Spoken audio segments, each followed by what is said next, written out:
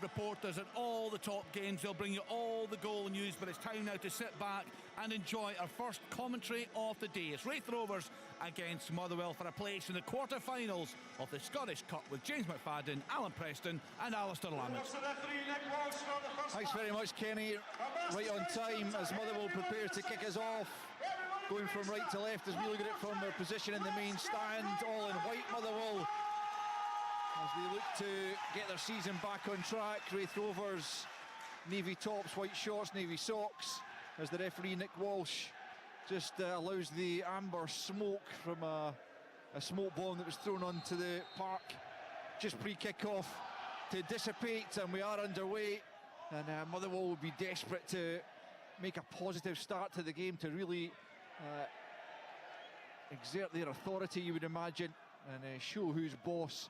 The Premiership side, albeit 11th place against Championship sides. Raith Rovers 5th, just sitting outside the playoff positions at the start of play today, as Raith Rovers have a throw-in just in front of us. It's Ross Millen to take it, fresh from the Challenge Cup semi-final victory over Dundee. Well, I say fresh, I'm not so sure they'll be feeling all that fresh after the 120 minutes plus penalties they had to endure, but I guess it will be worth it in the end. We'll see how that affects the team. They've only had, I think as Brian mentioned to Stevie Ham on his pre-match interview, 2 outfield players on the bench, whereas Dundee were able to make a plethora of changes in the game. However, Raith Rovers got the job done and they're coming forward right now, but they've been penalised just inside the Motherwell box. And James, it is really important, you would imagine, for Motherwell to, as I say, stamp their authority on this game and really make a positive start to it. Yeah, because we know that obviously Raith Rovers had to go through a tough tie the other night and then play the 120 minutes, so they'll be looking to start fast. So it's important for Motherwell to make sure they don't give any encouragement to Raith Rovers. And look at the lineup, it is very attacking. For Motherwell, I thought that it would be Van Veen through the middle, Beak off the right, and Danzaki off the left-hand side, but Danzaki's on the right, Van Veen's off the left, and Obika's through the middle. Yeah, and Paul McGinn at left back, but he's been exposed here as Jamie Gillan comes forward into the penalty area, right-hand side up against McGinn, who's just got back into position. Just lays it off to Connolly. Brown now out to the right-hand side, and it's Millen with the first-time ball, and it's not a bad one. It's headed away by Callum Butcher, making his Motherwell debut alongside Dan Casey. The Irish defender also making his first appearance for Motherwell, having come in as Liam Kelly's forced into a slice clearance, and it's early pressure, Alan Preston, from the home side. Yeah, it's a nervous start by Motherwell. You can see that Kelly slash one away there, but just early on in the game I'm looking at Slattery and Stanton in there. I think that's where the game could be won and lost. If Stanton can get the other side of Slattery and drive through to that Motherwell defence, he can cause all sorts of concern. We wondered who was going to play full back. It's McGinn at left back, O'Donnell at right back for Motherwell, but Connolly's on his left foot, so that might suit Motherwell playing against a right-footed left back, because he'll be going inside a lot. Yeah, well, that's what he likes to do, isn't it? And it's produced a lot of goals for him this season. 15 for the season, Aidan Connolly in that right-wing position, and he could be a huge threat to Motherwell's hopes of booking a place in the quarter-final. It's a throw into Motherwell midway inside the right half. It's Tierney who's starting his first game since October, trying to play the pass through for Spittle, but that's cut out, and Brown, the Raith Rovers captain, will break forward and finds Connolly. And now it is Stanton who got the late equaliser, a diving header. Watched that game on BBC Alapa the other night, and really good performance ultimately from Raith Rovers at Dens to win through. And they will face Hamilton Accies in the final. It's Jamie McDonald in his own 6-yard box, staying composed but can't find Ross Millen. It's quite blustery here, albeit it's dry and not too cold for the start of February, as Butcher picks up on the halfway line and plays it square to O'Donnell, who you can imagine will be a lot more comfortable in that right back position than I think he was at left back when he was taken off at half time against St Johnstone. Here's Liam Dick, who's at left back for Raith Rovers, into Spencer. He's lost out Danzaki, and it's now Spittle right hand side. Can he find Van Veen inside the penalty area? And Van Veen couldn't bring it under control. It is a corner for Motherwell, but perhaps should have been more, James McFadden. No, it should have been. It's excellent from Blair Spittle down the right hand side. Great pressure. He gets to the byline. Van Veen makes a late run off the left-hand side. Obika goes and gambles to that front post. Van Veen peels off. It's fired into his feet. He really has to do better. He takes a poor first touch. It's not like him. Maybe hit that first time, but it's positive from Motherwell. Positive pressure, getting bodies in the box. Just that final act, they just can't put it in the back of the net. And the touch allowed Mount to get the block in, James. He should have done better. A player of his ability. It'll be a corner kick then from the left-hand side to be taken by Blair Spittle. Right-footed, swings it into the 6-yard box. It's headed clear by Lang. And Wraith Rovers can come away down the right-hand side, but it's out of play. It'll be another throw into Motherwell, but promising there for Motherwell. But they could certainly do with an early goal to settle the nerves, which quite naturally will exist among the players and certainly among the fans who have made the trip. Quite a good number of Motherwell fans away to our right, including a young McFadden, I believe. Yep. Here supporting the boys. The free kick has gone Wraith Rovers' way. Aidan Connolly dragged back, and Van Veen just throws the ball up in the air, and it'll be taken on the halfway line by Brown. Back the way to Lang, then Spencer. Lang once more, about 15 yards inside his own half, placed down the right channel. It's knocked back by Stanton for Connolly. Right hand side on the overlap goes Millen. He's used as a decoy. It's in for Stanton, left footed, clips it to the back post, just a little bit too much on it, over the head of Stephen O'Donnell, and too much for Dylan Easton to be able to catch us. Behind for a goal kick. We've played 6 minutes at Starks Park. No goals so far in this Scottish Cup 5th round tie. It's been a decent start from both sides. I'm glad that the pitch has been watered as well. Sometimes it be really sticky without any water on it, so they were heavily soaked when the players went in after the warm-up, and hopefully that bodes for a really slick, good game. Well, Wraith Rovers certainly, we know, like to play a nice brand of football. It's positive, it's on the deck for the most part, and James, you and I particularly have watched quite a lot of it in their BBC Championship coverage, and they do like to get the ball down regardless of. Now it's obviously Ian Murray in charge. Under John McGlynn it was the same, and here they are coming forward. Now it's Easton for Connolly, just slips on the edge of the box, and that watered Park doing him no favours on that particular occasion, but Brown recycles it, but Millen unable to get the ball in play from the pass from his captain. But yeah, as I say, James, certainly Wraith Rovers play the right way, as it were. Yeah, they do, and they've brought players in that fix that. You know, they've got two exciting wide men. I won't call them wingers, and Dylan Easton and Aidan Connolly, that want to get the ball. They want to take players on. They want to play those threaded passes. So yeah, but it's set up for a good game. I know Alan spoke about McGinn being right-footed in that left-hand side against Connolly cutting inside, but he's not in great form at the minute, Paul McGinn. So if I was Ian Murray, I'd be saying give him the ball, let him take him on, test him, see how he copes with it. And that last chance that Wraith Rovers had as well, the bodies forward into the box, so they fancy it today. You look at them now, they're leaving 4 up. Well, that's it. I was just saying about Stanton and Slattery. That's the one. It's who's going to be the bravest. Is Slattery going to let him go to be picked up? Will Stanton say, I'll just neglect my defensive duties and let Slattery go? I think that's where the game is won and lost. I really do. He's not a defensive midfielder, Slattery, either. No. So it is the area as well that you can capitalise on. Lovely touch from Connolly. Now it's Easton, centre circle.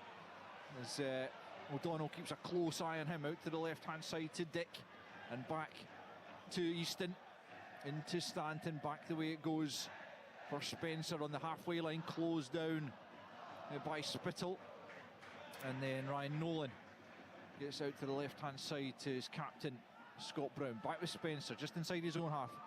Ball forward, back from Stanton to Connolly, infield, and he comes out to Millen on the right-hand side, back with Connolly.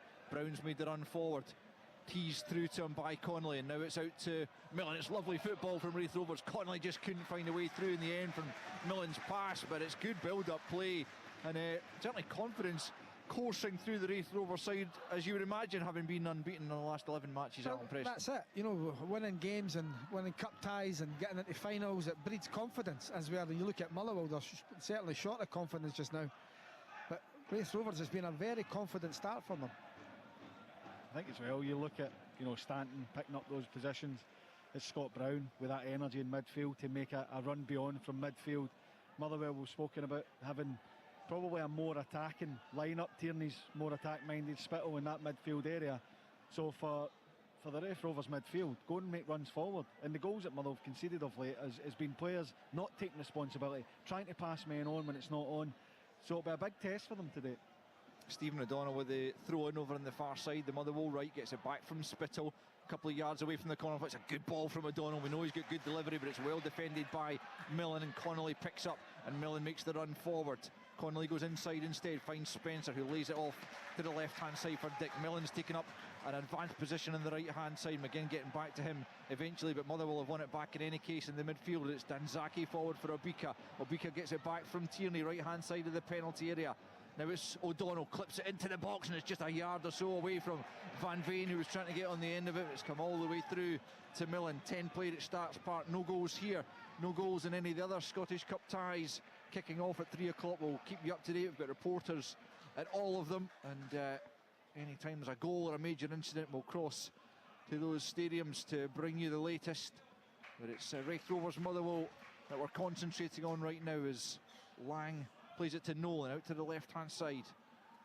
It's Easton spinning away from Danzaki, back the way it goes to Spencer in the left back position, back to his goalkeeper. Jamie McDonald takes a touch inside his 6-yard box and then launches it down the right hand side. He's looking for Millen, but it'll be over his head and out for a throw in. You can see they want to play, which is really good. You know, they're not panicking, they're not just smashing the ball up the park. They want to play, they want to try and get through the thirds if they can. They're a good side. Yeah, it's won them a lot of plaudits over the years, certainly, albeit it hasn't brought them probably the promotion that they would desire. Came close last season, pushed Dundee all the way. Here's Jim McDonald just outside the 6-yard box, launches it over the halfway line this time. Stanton won't get to that one. It's won by Dan Casey, who hasn't played really since October. Most recently he was at Sacramento Republic in the USA, but Stevie Hamilton has been tracking him for a while. Had a good season out in the States. Here's Dylan Easton trying to test the Motherwell defence up against O'Donnell. Gets the shot away, it's blocked there by Butcher and spins behind. A good effort from Easton. I think that was going to test Liam Kelly had it got through to him. Butcher in the way. And this is where I was speaking to James before it, that Motherwell are struggling a little bit. Set plays, they're vulnerable, and I'm sure Ian Murray will be trying to stamp his authority on it if he can. It needs to be good quality coming in. Yeah, the corner kick then from the left hand side for Raith Rovers. Plenty of bodies in Navy inside that Motherwell penalty area. It's swung in right on top of Liam Kelly. It's a good defensive header in there. I think it was Spittle who was back there anyway. Regardless of who it was, it's well outside the penalty area now, but Raith Rovers do pick up once more. Left hand side, trying to probe for an opening. It's back with Spencer, who clips it forward down the left. Out of play off the head of Butcher, former Dundee United man, brought back to Scottish football from Burton Albion. A couple of spells there, a couple of spells at Dundee United, and now plying his trade at Firth Park as Raith Rovers pick up once more. Bursting into the penalty area goes Stanton. It came off him last though as he was challenged, and it's behind for a goal kick. 13 minutes in, there has been a goal at Capello in the Championship. The big game there between Morton and Queen's Park. Rory Lloyd can tell us who it's for. Yes, it's for the visitors, Queen's Park. A little bit of magic from Dom Thomas, a lovely bit of play on the wing, turned Callum Waters inside out, played a lovely ball between the centre backs, in nipped Grant Savoury with a lovely side foot half volley finish for his 12th goal of the season. It's Morton 0, Queen's Park 1. Championship leaders Queen's Park with a chance to open up an even bigger gap on Ayr United this afternoon, with Lee Bullen side in Scottish Cup action, of course, against Elgin City. So a good start, and Grant Savoury has, as Rory said, been an excellent goal scoring form for Owen Coyle's men this season as they look to win successive promotions. The dream could come true, Al. That'd be an incredible journey. Absolutely would. Amateurs to professionals to the top league. Here come Motherwell. Danzaki just pulled out of that there as the ball was played into the penalty area. Ryan Nolan was in close proximity. It just looked like Danzaki didn't fancy going in for the 50-50, behind for a goal kick to Raith Rovers.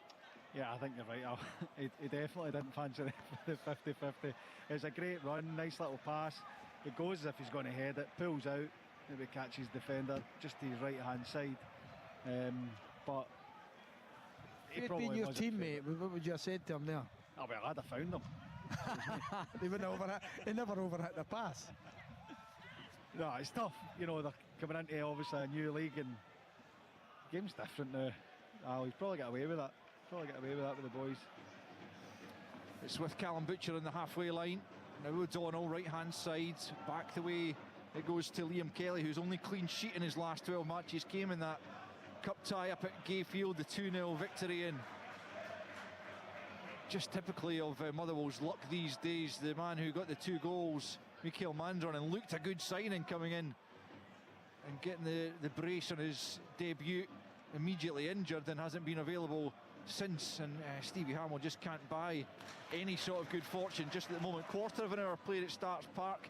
Wraith Rovers, you could probably argue, having slightly the better of the opening stages, but down goes Connolly and he's dispossessed by Paul McGinn, who comes over the halfway line. Denzaki now looking to get away from Lang. Good challenge from the centre back, who's looked good since return from long-term injury. There's Motherwell claiming for an offside over there on the far side, but it's nothing given by the assistant as Gullen picks up left-hand side of the penalty area on the overlap. There goes Easton, and it's a big deflection in the Penalty.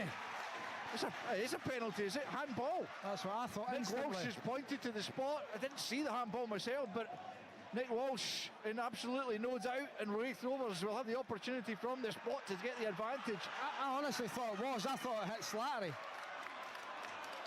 Yeah, that's what James reckons as well. But did you see the handball? I never James? saw the handball. I just see that he's put Callum Slattery. Yeah. Yeah, Leanne, very quickly, I think you've had a chance to see that. I've literally just seen it once. For me, there's not an awful lot of contact. I would need to say his arm is extended. It looked like it went between the arm and the body. It's perhaps just flicked off it on the way through. Okay, well, Wraith Rovers in any event do have the spot kick. There's no VAR here, obviously. So it will be a penalty, which Jamie Gillan is going to step up and take against Liam Kelly. Huge chance here for Wraith Rovers, and it's in! Wraith Rovers have the advantage from the spot, and Jamie Gillan puts his side ahead with 16 minutes played at Starks Park. What a moment for the championship side, a 7th goal of the season for Jamie Gillan. And the pressure increases on Motherwell and Stevie Hamill. It's a nice calm penalty, it really is. Gillan looks like he's going to whip it. To me, it looks like he's going to whip it across his body to Liam Kelly's right hand side. That's the way it goes. He doesn't, he puts it down the middle. Nice cool penalty. We didn't get to see the incident, unfortunately, so you're hoping it's a correct decision, but it's a huge goal for Wraith Rovers. It's a massive goal, you know, and it's going to be how the Motherwell respond. You know, Stevie Hamill's side been in desperate form recently, now find themselves 1-0 down. Speculative shot. Well, Leanne's saying it's hit Slattery. Even leading up to the shot, you know, it's still an Easton, he's 1v1, or is it Gillan that comes 1v1? Yeah, here's Gillan. It was Gillan on the edge of the box who had the shot, wasn't it? There was presumably handballed as Wraith Rovers come again and have won themselves a corner. Leanne, I don't know if you've had a chance to see any further replays that make it more conclusive. No, there isn't yet, Al. There's nothing come through, but I'll keep my eyes on the screen. If anything Sure thing. pops up, I'll come back to you. Excellent. But that's the thing with this one, but there's no VAR, which I don't get. We've either got VAR in the cup for everyone or we've not. I just don't get it at all. Wraith Rovers take the corner shot. It is Easton on the right hand side of the penalty angle of the box, trying to make room for the shot on the left foot. He has done the curl. Oh, he's not far away. Ian Murray had a brilliant angle of that, so did we. You could see it curling all the way. It just didn't curl enough, Alan Preston, to trouble Liam Kelly. That's wonderful feet from Easton to take the corner quick. He's at the edge of the box. He cuts inside one defender, buys him a dummy, gets inside again and on his weaker left foot, tries to bend it. We're right behind it all. It's all, I'll tell you what, another yard out, that's in. Great play by Easton. There's been another goal at Capello, Rory Loy. Yes, indeed, Al. It's an equaliser for Morton. It was from the second phase of a corner. It got fed back in. And Jai Katongo clattered in to Queen's Park keeper Callum Ferry. I expected the flag to go up and a free kick to be given, however it didn't, and George Oakley tapped in the rebound into an empty net. Little bit of controversy here, but it is now Morton 1, Queen's Park 1. Thanks, Rory. That's the only other goals aside from the one we've just had here from the penalty spot in the games we're covering this afternoon. Kenny will have a comprehensive roundup of the rest of Scottish football at half-time, but 20 minutes almost played here, and Motherwell on the back foot once again, put there by that Jamie Gullen penalty kick, which was coolly taken, as James says. That comes off the arm there of Aidan Connolly. It's just a throw-in given, and well, their goals are raining in at Capello Rory Loy. Yeah, they are indeed. I mean, straight from kick-off, Queen's Park give the ball away. It's punted forward. Callum Ferry has had a shocker. He comes out, he tries to control the ball on the edge of the box. It gets stuck under his foot. George Oakley tackles him and once again taps into the empty net. High finish. It's Morton 2, Queen's Park 1.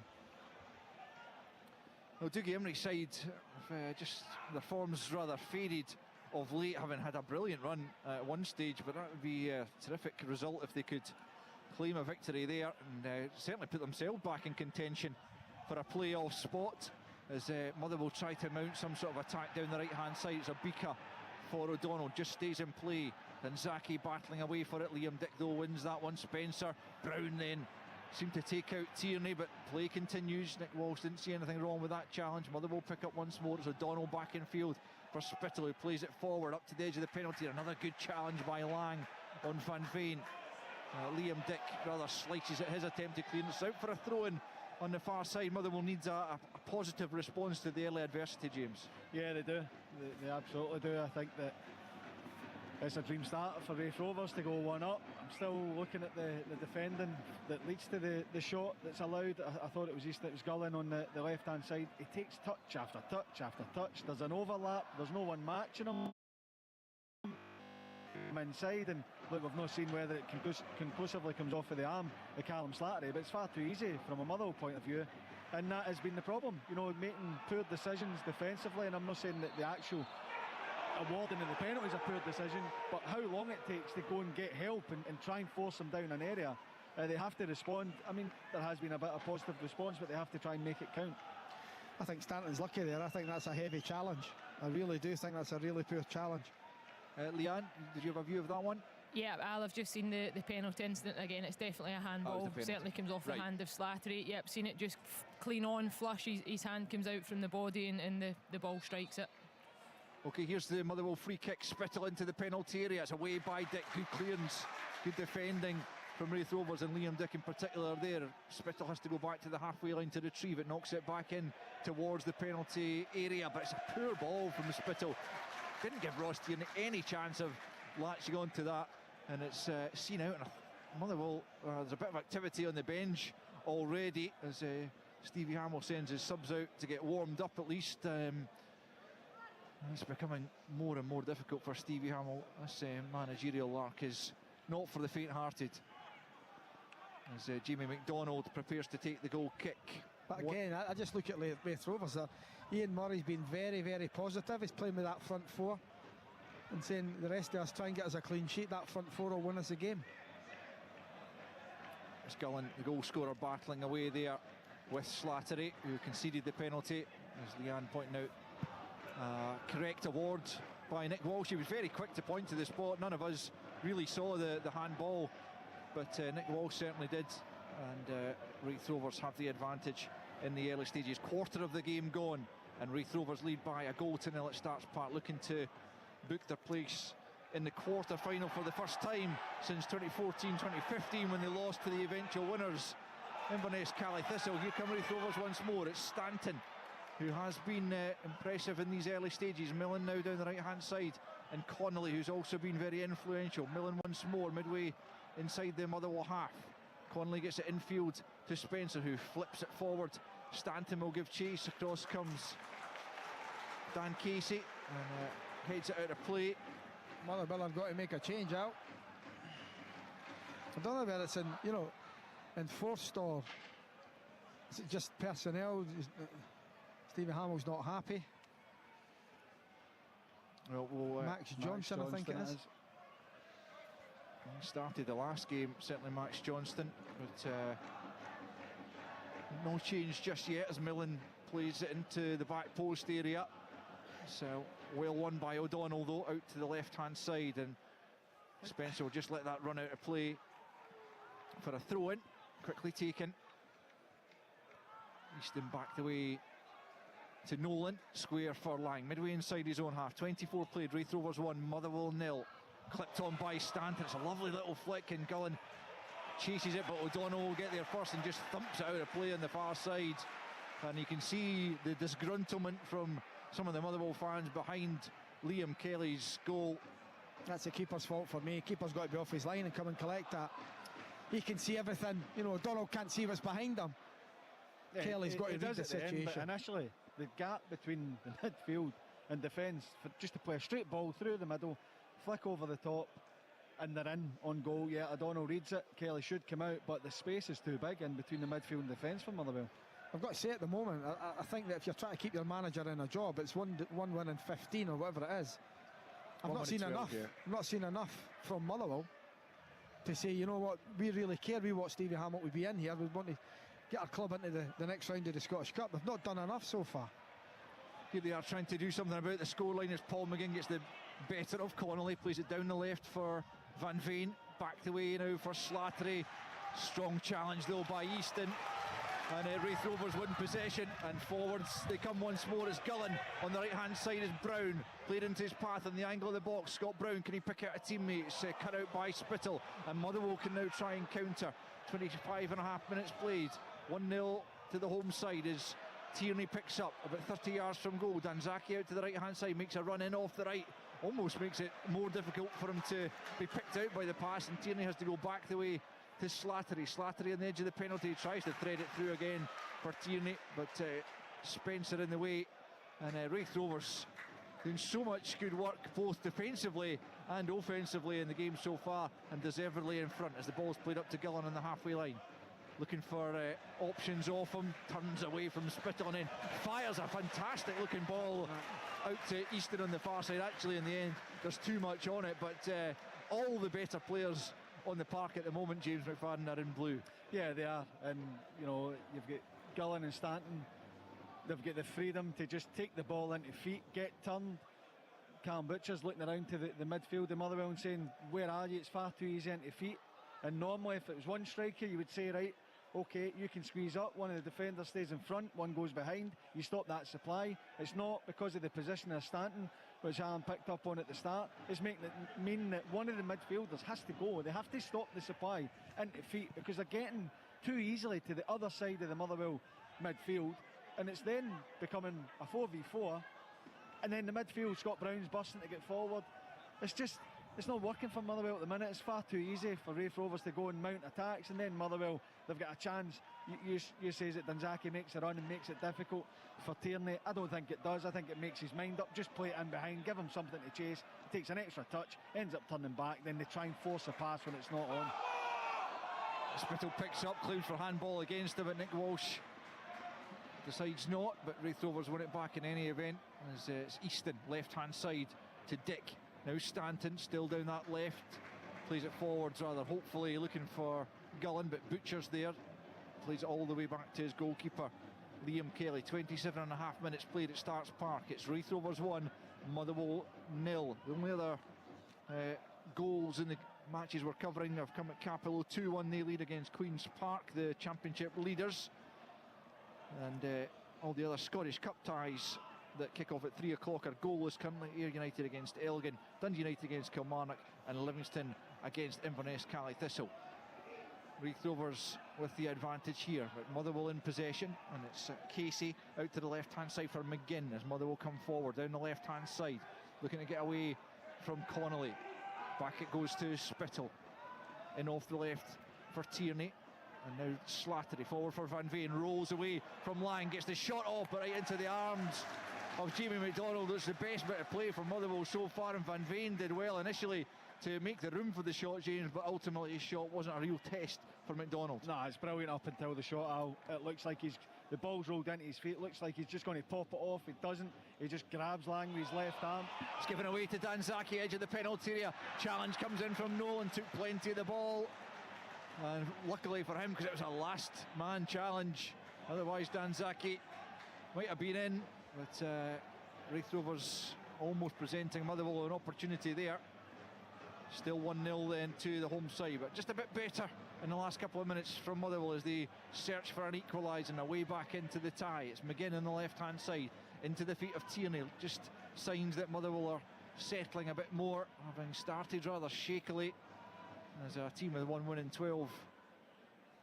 Offenwood, here's a Bika, can't bring it under control, knocked away by Brown, but Raith Rovers just struggling to keep the ball as well as they were in the early stages. Almost half an hour on the clock, but they still lead by 1-0. Here's Danzaki looking to link with Tierney. He can bring under control. It's a hard ball to control, and Millen picks up down this right hand side, knocks it back in field to Spencer, closed down by Van Veen, but gets the pass off to Brown early enough midway inside his own half. It's back with Spencer, who looks to dictate the play from the deep roll in midfield. 1-2 between Millen and Connolly, but in slides Van Veen and wins it back from Motherwell. It's Danzaki just inside the centre circle, back to Slattery, plays it through the channel for Tierney, left hand side, back the way once more to Slattery, out to the left for McGinn, closed down by Gullen. Van Veen, who's just drifted out to the left hand side again, plays it back to Slattery, and now it's Butcher coming forward.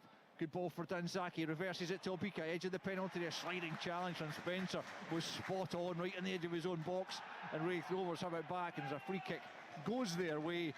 Just signs, as I say, James, that Motherwell are beginning to come a bit more into the game. Yeah, because they pass the ball. I think when Raith go in front, they lose their composure a little bit and go a bit more direct and try and force it, but they're not. They're keeping the ball, they're working it into the area, and it's just that final bit that's missing. It has been a problem for them all season. You know, the Van Veen chance is brilliant. He fashions it himself, feels Tom Lang in his left-hand side, just rolls him with his first touch, and he just can't quite shrug him off to get the strike away. On that occasion, it comes to Abika on the other side. He takes a good first touch, then the next touch he overruns it, and he can't just quite get the execution right. But it's certainly more positive. They've shown a bit more, you know, character and a bit more composure to get themselves into that area. It's just a final bit that's missing, but at least they're creating opportunities. Jamie McDonald, who won the Scottish Cup with Hearts back in 2012. I'm sure Alan Preston has fond memories of that particular. Try to remember the score. Let's not go there, Alan. You started it, Al. Exactly. It was you that brought it up. What was the score anyway? What one is it?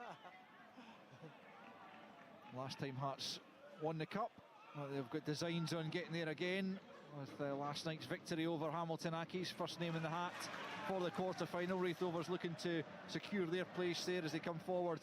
Millen, it's good play again. Gullen can't quite squeeze the pass through for Connolly. Dispossessed by Casey, and Motherwell have it back, and it's Spittle with 13 minutes left of the opening period.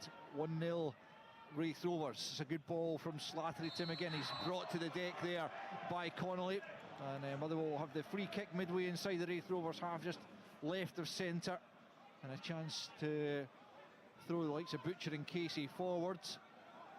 An opportunity perhaps for an equaliser here. It'll be taken by Blair Spittle, who can certainly deliver a good dead ball. Raith Rovers holding a line at the edge of the penalty area. No drop. Spittle, they do indeed drop. It's flicked on by Van Veen, but it's really difficult one to get anything meaningful on target. He can't do so. It's well over the crossbar for Kevin Van Veen. We played almost 33 minutes at Starks Park. It's Raith Rovers 1, Motherwell 0. I think Ian Murray will be delighted, James. Really good. His game plan's working well. That front four are causing all sorts of concern. Stanton playing in that little, just off the front. Slattery doesn't know whether to pick him up or go with him. They're in a bit of a quandary, Motherwell, just now. They have got better the last 5-10 minutes. Certainly creating a few chances, but so far, Ian Murray's got the game plan. Casey with a header forward over the halfway line, then won by Spencer above Tierney. Slattery returns it down the left-hand side. Millen battling against Obika. Kevin Van Veen picks up the loose ball, and then in slides Tom Lang, who continues to impress, beaten just really the once by Van Veen earlier Offside. on. It's, looks miles offside. Sam Stanton there with the ball over the top.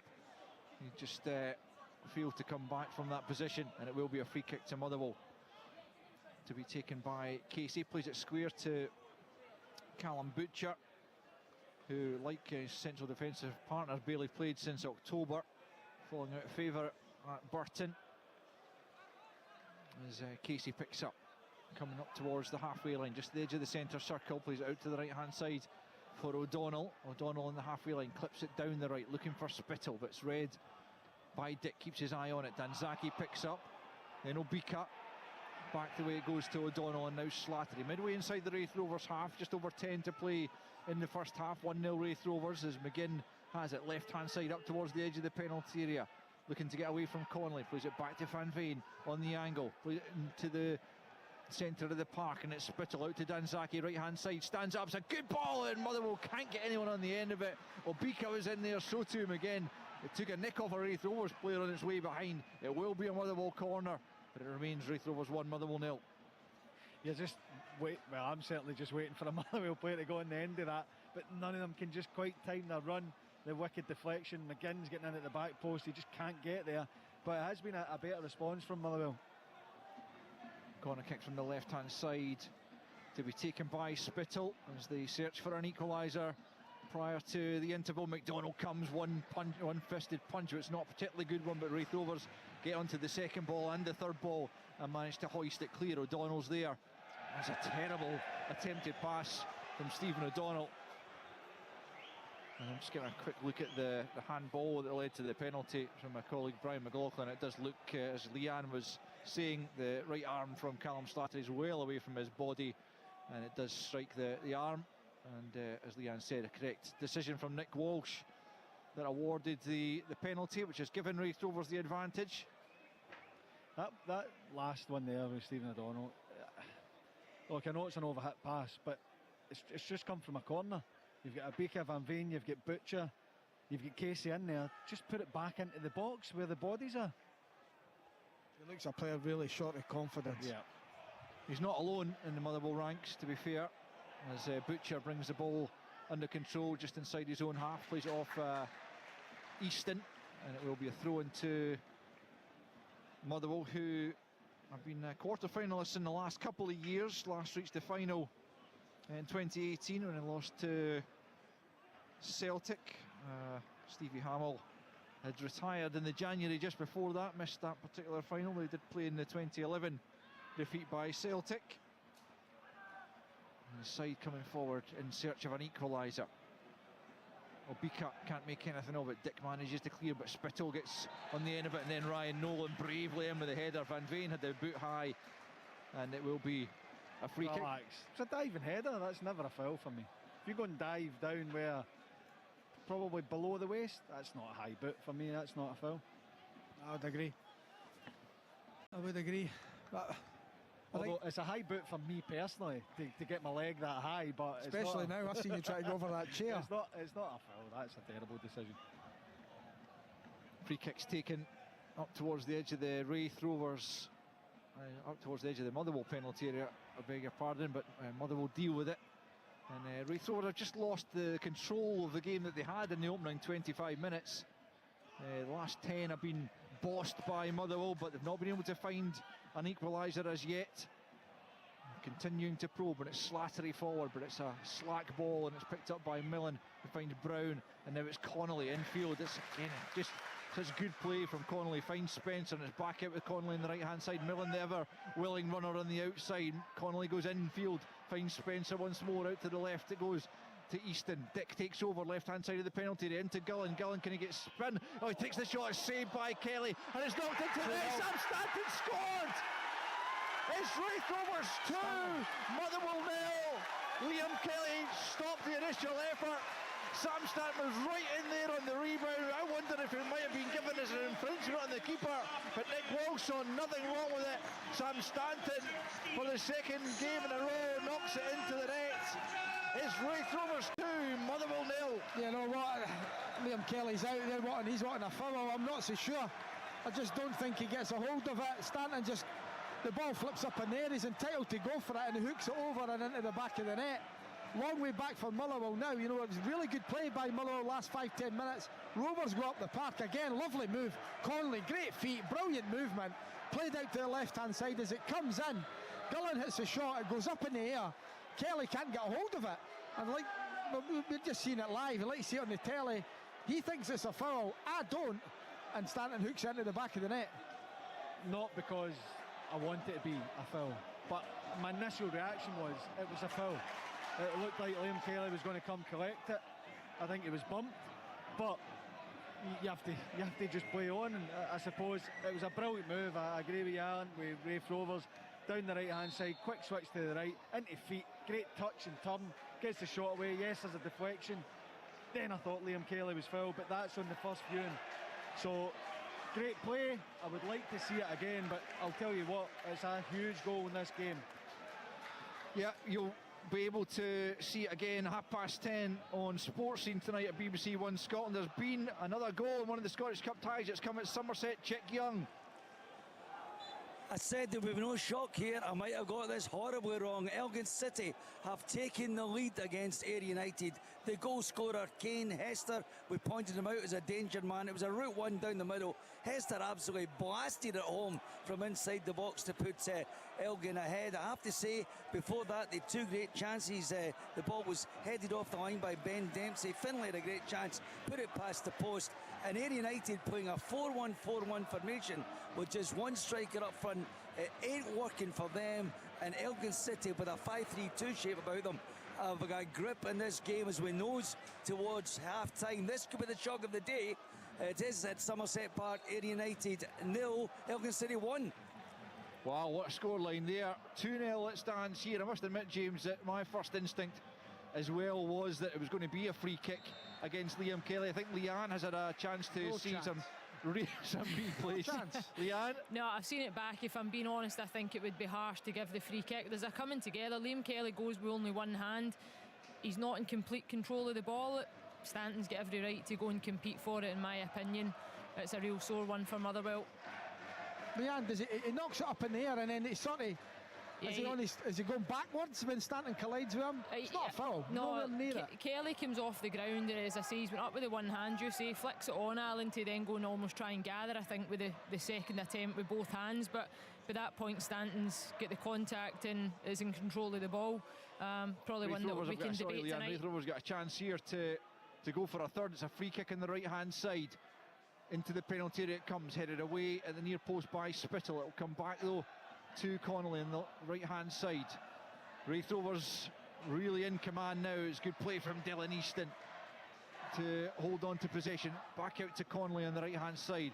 Brown now, edge of the box, into the man who's got that second goal, Sam Stanton. Back to Connolly, edge of the penalty area, then Brown out to Millen on the right hand side, into the feet of Connolly once more. Raith Rovers again playing with the assurance of a side who have a 2-goal advantage and who are on a good unbeaten run, as Danzaki is dispossessed by Tom Lang, and absolutely nothing is going Motherwell's way, that's for sure. They need to get the next goal, Motherwell. If this goes 3-0, the away end will empty. You know, it's been very, very difficult for them, but again, Stanton's been magnificent. Connolly the same. Yeah, they have. Dan Casey barges Connolly over the touchline there as they both contest an aerial ball. 2.5 minutes till the interval, and Ian Murray with a smile on his face down on the touchline as well. He might, with his side currently looking good for a place in the last 8, unless Motherwell can salvage something. And the second goal came just at the point when Motherwell were really beginning to edge back into the game and looking good for an equaliser. Kevin Van Veen's got a free kick and he's taken it very quickly out to O'Donnell, right hand side, as the visitors look for a response and a goal back before the break. We've got a couple of minutes to find that, as Casey picks up on the halfway line. I think my point, Alan, about the second goal was that was my first instinct was that a foul would be given. I wasn't necessarily sure it was a foul, but you know, when the keeper is challenged in that way, so often they get the benefit of the doubt. And I think from the brief glimpse of a replay I've had, I think I would tend to side with you and Leanne rather than my other colleague here, James. Yeah, I just think the initial shot, he beats it up in the air and then he's sort of caught. You know, he's then not got his weight on to go and collect the ball. He's sort of in the air when Stanton knocks it against him. So what you're saying is, initially you agreed with me, but you've changed your minds because you saw the video. Yeah, I've seen the video as well. You've just got to call it first. It's not a foul. Call it as you see it. I'll stick to your guns. Liam Kelly actually makes the challenge. Was it Gullen that challenges Stanton? He makes the challenge on Stanton. He stood there. It's not even a coming together. So I've managed to see it back. I know that goalkeepers are massively protected, but I'd be surprised if a foul was given for that one. Yeah, and it wasn't. Here come Motherwell looking for a way back into the game, but Van Veen loses control of the ball as he tries to fashion the opportunity, and Connolly picks up. He's been magnificent on the right-hand side for Raith Rovers, as he has for much of the season, to be fair, as Lang battles away with Obika. Then in comes Tierney just inside the box, but he can't bring the ball under control. It's out for a throw into Raith Rovers down near their own corner flag on the right-hand side, as they look to see the advantage out to half-time. 2-0 they lead in the final minute of the opening 45. And you think it'd be a big push for Raith Rovers, you know, to get to half-time if they can, that 2-0 lead, having played extra time during the week. You know, they're bound to be tired, they'll be a bit leggy, they don't have a big squad. Ian Murray's had to go and ask them, most of them again. Yeah, that's for sure. But they've got a slightly healthier looking bench today than they had the other night. They've got 5 outfield players on the bench tonight, including the new loan signing, Esma Gonçalves, brought in from Livingston yesterday. A couple of minutes of added on time. We're just into that just now, as Raith Rovers take the throw, and it's Millen down the right flank. Header comes back from Spittle, but then on by Brown, and forward it goes for Stanton. Across comes Callum Butcher to knock it out of play. What do you do, Faddy, if you're Stevie Hamill? Do you make changes? Do you go to the bench and say, right, we need to do... Because they need to throw caution to the wind in the second half. They're going out the cup. Yeah, I think he'll look to make changes. You see the subs are warming up at the minute. Danzaki's providing next to nothing. And they're having control in terms of having the ball, but that final pass, that final decision just hasn't been there. I think Obika has been starved of service. When they've got the ball into his feet, he's looked a handful.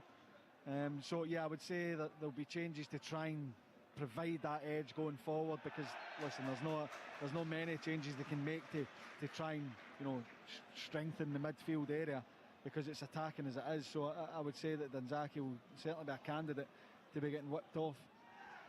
Dylan Easton goes down on the far side, but the free kick's actually gone Motherwell's way. Oh, something's happened on the far side. Well, Stephen O'Donnell, it almost looked like he was trying to free his foot, and from between the legs of Dylan Easton, and Easton is now writhing in apparent agony over there. Nick Walsh is making his way over to the Raith Rovers player. I don't think he's seen anything that he feels was untoward, but Dylan Easton certainly still taking his time to get to his feet. He has done now, as Liam Kelly takes the free kick down near the corner flag, and into the final few seconds of injury time here at Starks Park, with Raith Rovers leading by 2-0 and looking good as things stand for a place in the last 8. The other goal in the 3 o'clock kickoffs in the Scottish Cup has come at Somerset Park, but it's for the visitors, Elgin City, as the half-time whistle goes here from Nick Walsh, and the home fans absolutely delighted by what they've seen from their side in these opening 45 minutes. They took the lead in 17 minutes when Craig Slattery was penalised for a handball, as the shot came in from Dylan Easton, and up stepped Jamie Gillan to slot home the penalty for his 7th goal of the season. And then, just as Motherwell were edging their way back into the game, there was a Jamie Gillan shot saved from the angle. It took a deflection, and Liam Kelly able to keep it out first time around, but there was Sam Stanton, quickest to react on the rebound, to fire it into the net to make the half-time scoreline at Starks Park in the 5th round of the Scottish Cup. Raith Rovers 2, Motherwell 0. The Scottish Cup. This is the chance they've been waiting for. Cross goal comes, must be it. Live on Sports Sound from BBC Radio Scotland.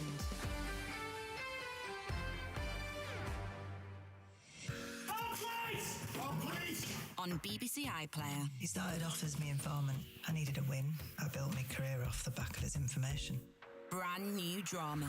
I'm gonna need you to do something for me. Something important and not very nice. From the writers of Humans and Spooks. People are gonna die because of me. You gave up your right to a clear conscience when you first started taking his money. Better. I'm not sure I can do it anymore. There's only one way out. He's got to go down. Starts Monday night on BBC iPlayer. The final places up for grabs in the Scottish Cup this afternoon. 4 games kicking off at 3 o'clock. We have one 5:30 kick-off, full commentary to come from Celtic against St Mirren. So the half-time scores: Ayr United 0, Elgin City 1, Kane Hester on 41 minutes. Dundee United 0, Kilmarnock 0, Livingston 0, Inverness Cally Thistle 0, and Wraith Rovers 2, Motherwell 0. Jamie Gullen with a penalty on 17 minutes, Sam Stanton on 39 minutes. One game in the Championship today. It's a big game. The leaders are in action. Queen's Park, they went ahead, but they're now behind against Morton. Morton 2, Queen's Park 1. Grant Savoury with a goal for Queens on 14. George Oakley with a quick-fire double on 20 and 22 minutes in League One. Again, just one game there. The leaders are behind, and Fairmont trailing 2-0 away at Airdrie. In Scottish League 2, Albion Rovers 0, East Fife 1, Dumbarton 1, Annan 0, Forfar 1, Stenhousemuir 1, Stranraer 0, Bonnyrigg Rose 0. And in the English Premier League, it finished at lunchtime. West Ham United 1, Chelsea 1, Arsenal 0, Brentford 0, Crystal Palace 0, Brighton 0, Fulham 1, Nottingham Forest 0, Leicester City 3, Tottenham Hotspur 1, and Southampton 1, Wolves 0. Wolves down to 10 men. And the tea time kick-off, Bournemouth against Newcastle. Return there, of course, for the Newcastle United manager. So let's then get to our commentary match and get the half-time report. Our team there, James McFadden, Alan Preston and Alistair Lamont. Yes, Kenny, half-time scoreline here from Start Park. Wraith Rovers 2, Motherwell 0, and the pressure is being ramped up on. Yeah, problems there. Sorry about the problems there at that ground. Let's then get to the next game. Jane Lewis is watching Livingston against Inverness Cally Thistle. Jane.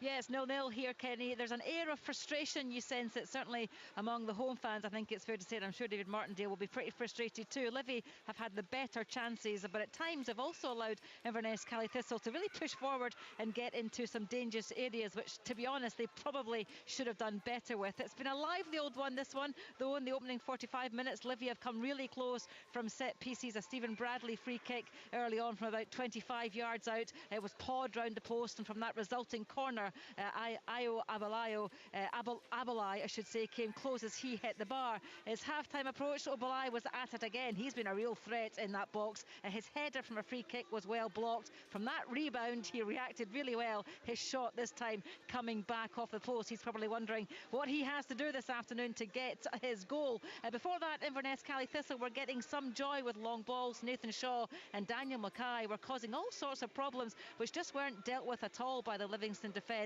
But they also weren't taken that well as maybe they should have been done by the visiting team here. I think Inverness Cally Thistle boss Billy Dawes will be the happier of the two managers, certainly because of course Livingston have had the better chances, it's fair to say. I think David Martindale might just be a little bit frustrated. It'll be interesting to see if changes are made in this second 45. It's 0-0 here and finally poised. So goalless at Almond Vale, also goalless at Tannadice, Willie Miller. It is, and that's what I was expecting, to be perfectly honest, Kenny. It's a sparse crowd here, and they haven't been entertained at all. There's been virtually no entertainment in this first 45 minutes. I think Liam Fox will be bitterly disappointed. His team have been very poor, no control of the game, nothing up front, no threat in front of goal. In fact, they've barely been up the park. They've barely tested Kilmarnock's defence, who, whenever they have been tested, have been resolute. For Kilmarnock, they've had the better of the first half, no doubt about that. It's simple, it's straightforward. It's get the ball down, get it up to the two big strikers, Vassell and Doidge, and then support them. They've got two speedy wingers, McKenzie and Armstrong, who have caused a problem or two, but not nearly enough issues. Armstrong with a cross for Doidge to header from round about the penalty spot, but that was over the bar. The best chance of the game, the only chance so far, was a Rory McKenzie strike coming in from the left hand side onto his right foot. He drove it low to the near post, but Birighitti was down very sharply to make an excellent save. That's been about it at half time here, Kenny. It's 0-0. Thank you to Willie Miller. Now, Leanne Crichton is in the studio with me, and we heard earlier on from our reporter at Somerset Park, Mr. Charles Young. He assured us there will be no shock in the cards there this afternoon. Chick, what's the half-time score? It would apparently be Ayr United 0, Elgin City 1, and I wouldn't, maybe not Darvel-esque quite yet, but you could perhaps begin to dust down the cup shock headlines, because Elgin City are worthy of their 1-goal lead here at the break. I've been a little bit mystified by the lineup of Ayr United. One striker up front, Dipo Akinyemi, against a team from the lowest league in the senior game in this country at home. And it hasn't worked for Ayr United. The only goal came after 41 minutes. It was Kane Hester, who is the favourite player, I think, of the Elgin fans who've made their way down here. It was a kind of Route 1 finish.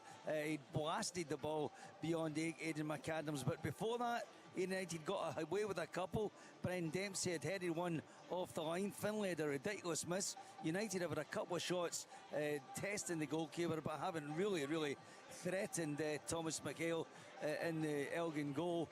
And Elgin City have mocked the ball about very well. A much more positive shape for them. They're playing a 5-3-2, which seems to me to be just what was required on the day where Ayr United have gone with one striker in a 4-1-4-1 formation with Akinyemi up front, and it just isn't working. Now I have to see if Lee Buller will make the changes at half-time. There's huge frustration, as you might imagine, among the Ayr United fans. Could we be looking at a stunning result, the shock of the afternoon?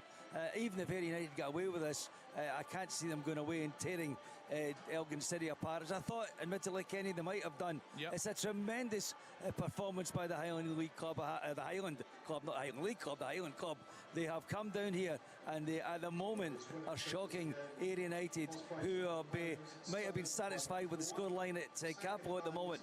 They won't be worrying about that. They've more troubles in their hands in the Scottish Cup. Half-time here, it is almost unbelievably Ayr United 0, Elgin City 1. Yeah, thanks to Chick Young. The only time they've done it before, reached the 6th round, was in season 67-68, when they were indeed in the Highland League. Let's get into the Championship. One game there today. It's a big game, Rory Loy, and it sounds like a cracker. Oh, very rarely does the Scottish Championship fail to deliver, Kenny, and it's no different today. Two good sides with clear ways of playing, passion, crunching tackles, good quality, and 3 goals to boot as well. Fantastic first 45 minutes entertainment. Alluding to the crunching tackles as well, really refreshing to see players just getting up and getting on with it, even if they're getting sore ones. Queen's Park came flying out the blocks. After 1 minute, Savoury found McPake on the edge of the box. His curling shot was saved by Brian Schwake in the goals.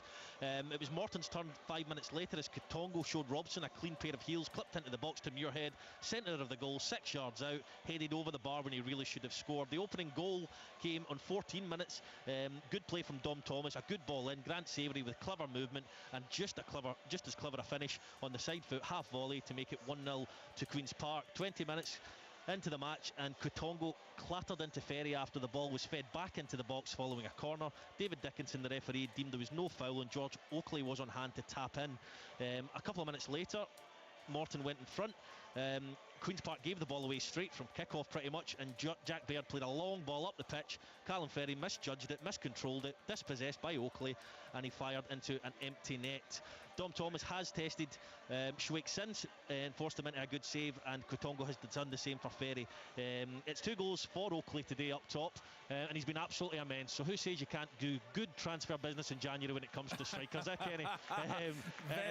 Very good point. Morton 2, Queen's Park 1. Good stuff. Thanks to Rory Loy. There is a choice of listening now. Rugby Sports, and we'll bring you full coverage of Scotland against Wales in the Six Nations. That's on Radio Scotland Extra and on medium wave. Stay with us on Sports and though for the football. Full commentary comes second half of the game. Raith Rovers against Motherwell. That's our first commentary. Our second commentary of the day kicks off at 5:30. It comes from Celtic Park. Celtic against St Mirren. There for us, Liam McLeod.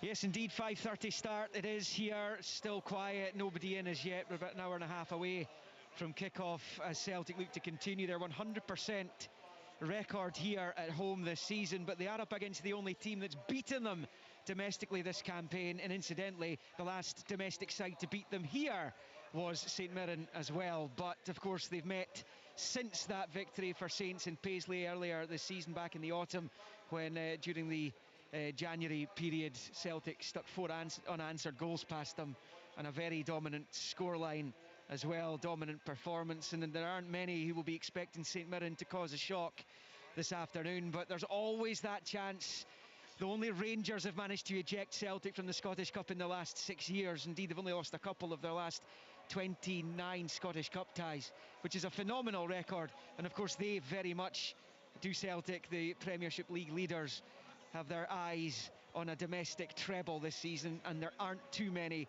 who are betting against that from happening. St Mirren will come here with confidence, though. They've been in pretty decent form despite last week's loss against Hibs. They finally managed to win away from home in their last away game in Aberdeen, but they come here with the odds firmly stacked against them as they take on this Ange Postecoglou juggernaut that just doesn't look like surrendering this campaign at all. Good stuff. Thanks to Liam McLeod. Join him and our team. 5:30 kick-off. We'll start our build-up to that one after 5 o'clock. Leanne Crichton with me in the studio. We heard from Chick there. Our reporter Tyrone Smith has just sent me another interesting wee start on Elgin. Prior to Darvel beating Aberdeen, Elgin were the last non-league team to beat top-flight opposition in the Scottish Cup in season 66-67. The team they beat, who were top division back then, Ayr United. There you have it. We enjoy a stat, don't we, on the show? We love a stat. It's always good to hear. And we love a Chick Young prediction. We do. We also enjoy it when he's wrong, but we've still got 45 minutes yes, to go. Long way to go. No, there is. I did think that there was a potential for a cup shot. I said that earlier on, whether it would be at the Wraith Motherwell game, as we're seeing 2-0 at half time, or as I mentioned, there's two versions of Ayr United that could turn up. I seen that last week. I thought they were more consistent than that. Goal at Carlton locale. There we go. Jump in. Wait, 1 minute, Chick. 1 minute, Chick. Goal, just say, Ronnie Kenny, that in terms of the people listening in Elgin to this afternoon, a growing audience, I would imagine. Back in the day, there's 100 fans, over 100 fans here today. Back in the day, that game you talked about against United, it was a railway special, a whole train booked special for Elgin fans to come down here. Back in the day. Fantastic. It's a great story on the cards. They're not, of course, for Ayr United fans. Rory Law, you've got a goal. Yes, indeed. I thought I was talking to the producer there, but obviously not. It's a goal for Morton, and it's now 3-1 to Morton. It came direct from a corner. Really good ball in from Muirhead. Jai Katongo was first onto the end of it. Callum Ferry made a good save from point blank range, but on hand was skipper Jack Baird to sweep the ball home and make it Morton 3, Queen's Park 1. Good stuff. Thanks to Rory Law. We have reporters at all the top games. We'll bring all the goal news. Commentary come later in the day. Celtic against St Mirren, but time now to enjoy the second half. Wraith Rovers against Motherwell for a place in the quarter-finals of the Scottish Cup with James McFadden, Alan Preston and Alistair Lamont. Ladies and gentlemen, yeah, thanks, Kenny. Wraith Rovers just about to get us underway for the second half. A triple change for Motherwell at half-time, so Stevie Hamill really going for it in this second period. It's Max Johnston on for Stephen O'Donnell, Oliver Crankshaw on for John Obika, and it's Stuart McKinstry takes the place of Riku Danzaki for this second half. We are underway again as Motherwell look to try and claw back the 2-goal advantage that Wraith Rovers built up as Tierney's caught heavily by Spencer in the opening few seconds, and it will be a free kick to Motherwell in a word, at least in the year of Brad Spencer. And what do you make of the changes, James? Yeah, I'm not surprised, to be honest. I thought Danzaki would make way.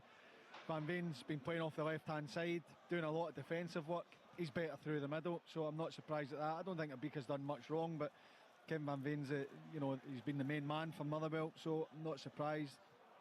And Stephen O'Donnell coming off as well. Tierney fouled again. This time by Dylan Easton, and this time it's only about 25 yards from goal, very central, and this is an opportunity perhaps for Kevin Van Veen, or perhaps Blair Spittle to try and test Jimmy McDonald as Motherwell search for a way back into the game. No doubt who's taking it. Van Veen's just put Spittle out the way. He fancied it straight away. Well, let's see what he can produce. He certainly has produced over the last 18 months or so for Motherwell. 13 goals this season, and if he could get one now, it would make a real Scottish Cup tie of this second half. Motherwell desperate for a way back into the game. Kevin Van Veen, as I say, about 25 yards from goal, steps up, right-footed, and Jamie McDonald makes the save. A pretty comfortable save in the end, just took a half step to his right, was able to deal with that pretty comfortably in the end. Kevin Van Veen on target, but like his shot in the first half, no real test for Jamie McDonald. 2-0 it remains, Wraith Rovers. It was right down the back of his throat there and simple, but I think he's just got a wee problem with his hamstring, McDonald. Just stretching his hamstring there. comfortable save for him. But Motherwell, it had to be done. The changes we spoke about, he had to make changes, Stevie Hamill, and I think he could have taken one of a number off, to be honest. Decided on A3. He's got to go more attacking in the second half. Yeah, I think we'll see Tierney getting further forward and support Kevin Van Veen. McKinstry obviously on the right, he normally plays on the left. Crankshaw off the left hand side. We come back to the free kick. Jimmy McDonald given a big target for Kevin Van Veen. He does really well, gets good power on it, gets it up and over, but it's straight at him. You're right, he had a big target to hit. Out of play off the head of Max Johnston, one of the 3 substitutions in place of Stephen O'Donnell. It's a straight swap at right back for Motherwell, and Max Johnston, who'd started 4 of the last 5 games, having spent the first half of the season on loan at Cove, but Stephen Hamill wanted him back for the second half of the season, as the throw-in's taken by Dick to Stanton. Back it goes to Dick and then flicked on by Easton, knocked away by Spittle over the halfway line, one for Van Veen to chase. I think just noticing Brian's pointing out to me, Airdrie beating Dunfermline, the League One leaders, by 3-0 early in the second half. It's quite a score line as Liam Dick prepares to take the throw. And sorry, Alan, were you going to say something there? No, just saying that the magnitude of this game and who's left back in the cup financially. You know, you could get Elgin Air United, you could get Darvel Falkirk, the winner of this. So if it's Raith Rovers, you're then maybe possibly 90 minutes away from Hampden. Absolutely, yeah. And the money that seems to draw, you know, all the semi-finals and final get pulled together. It's a lot of money. Yeah, well, for the likes of Raith Rovers, that kind of money could really be hugely meaningful. Here come Motherwell, though, trying to make sure that Raith Rovers aren't in the next round, but no way through on that occasion. It's out for a throw-in on the left-hand side as Ollie Crankshaw, who I've not seen so far in Motherwell colours. This is his 6th appearance.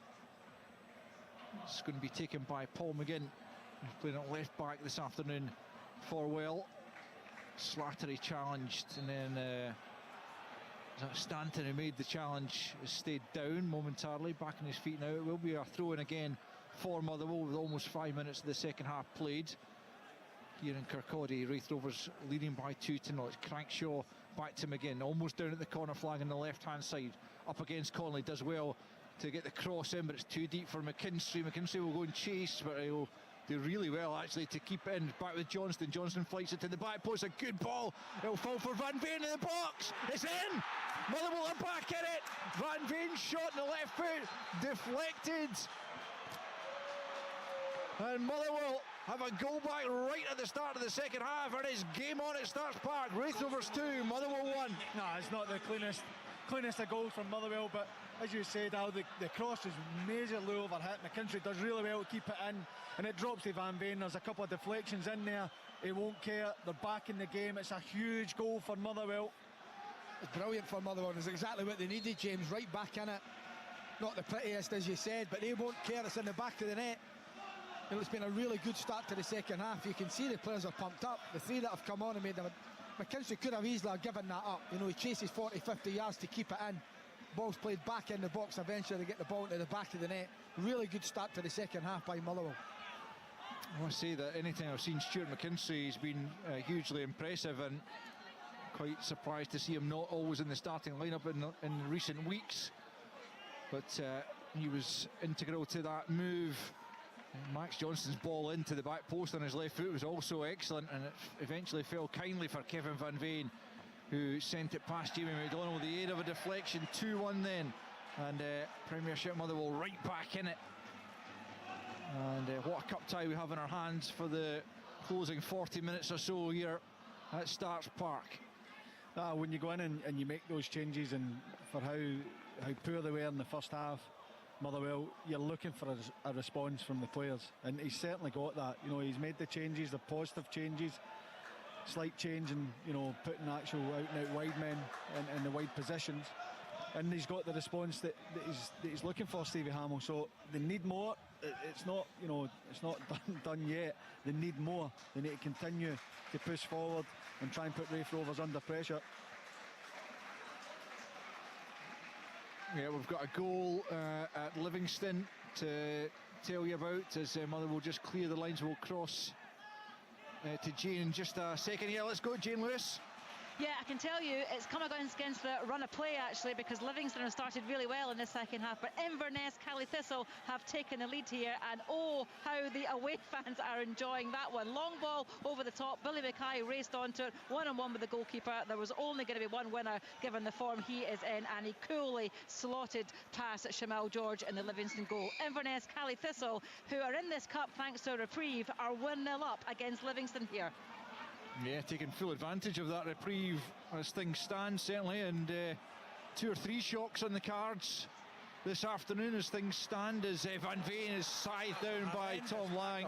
Yeah, that's a poor one from Lang, out on the left flank, just late for the tackle there, and Kevin Van Veen gets himself to his feet and then tries to rouse the fans behind Jamie McDonald's goal, the visiting fans getting right behind the side in this second half. Free kick, Motherwell. I honestly don't know why he does that. He's facing, it's a foot race to try and catch the ball. It's going out.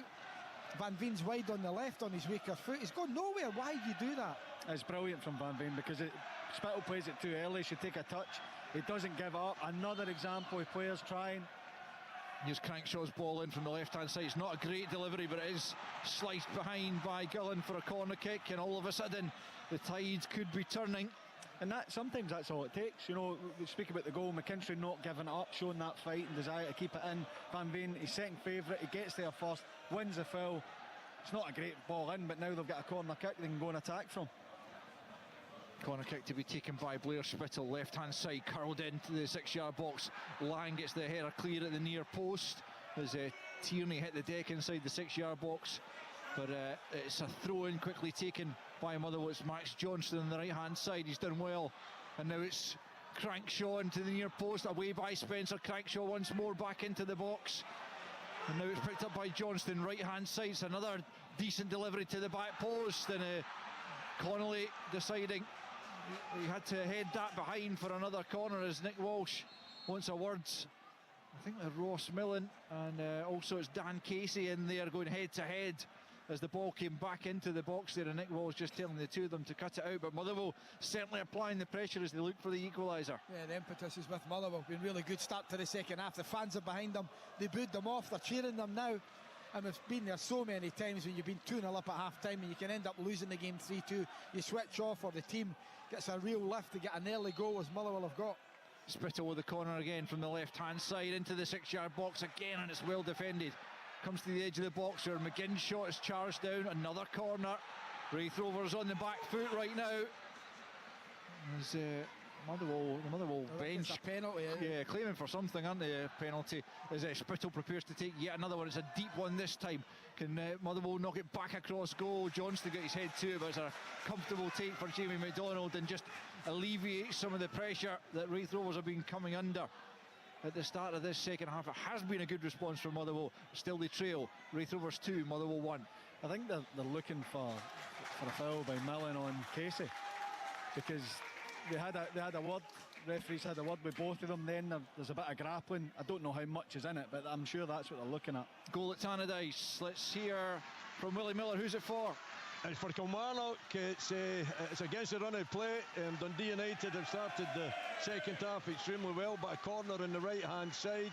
Armstrong curls it into the near post. Big striker Kyle Vassal gets up, he powers the header into the back of the net. Goalkeeper nowhere, the ball ends up safely home to give Kilmarnock the lead here at Tannadice. It's 1-0 to Kilmarnock. Thanks, Willie. Kilmarnock's away forms have been absolutely dreadful in the league, but if they could get through that tie, that would be a huge victory for Derek McInnes and his side, and real bad news for Liam Fox and his men as Raith Rovers look to try and play their way back into the second half, because they've been second best since the turnaround, albeit they still lead by 2-1. Motherwell have got the goal back though at the start of this second period and have looked good as Butcher plays it to his defensive partner Casey, out to the left hand side to McGinn. McGinn over the halfway line, challenged by Brown. He's past him, can't get past Millen though. We've played almost 12 minutes of this second half. 2-1 the championship side lead.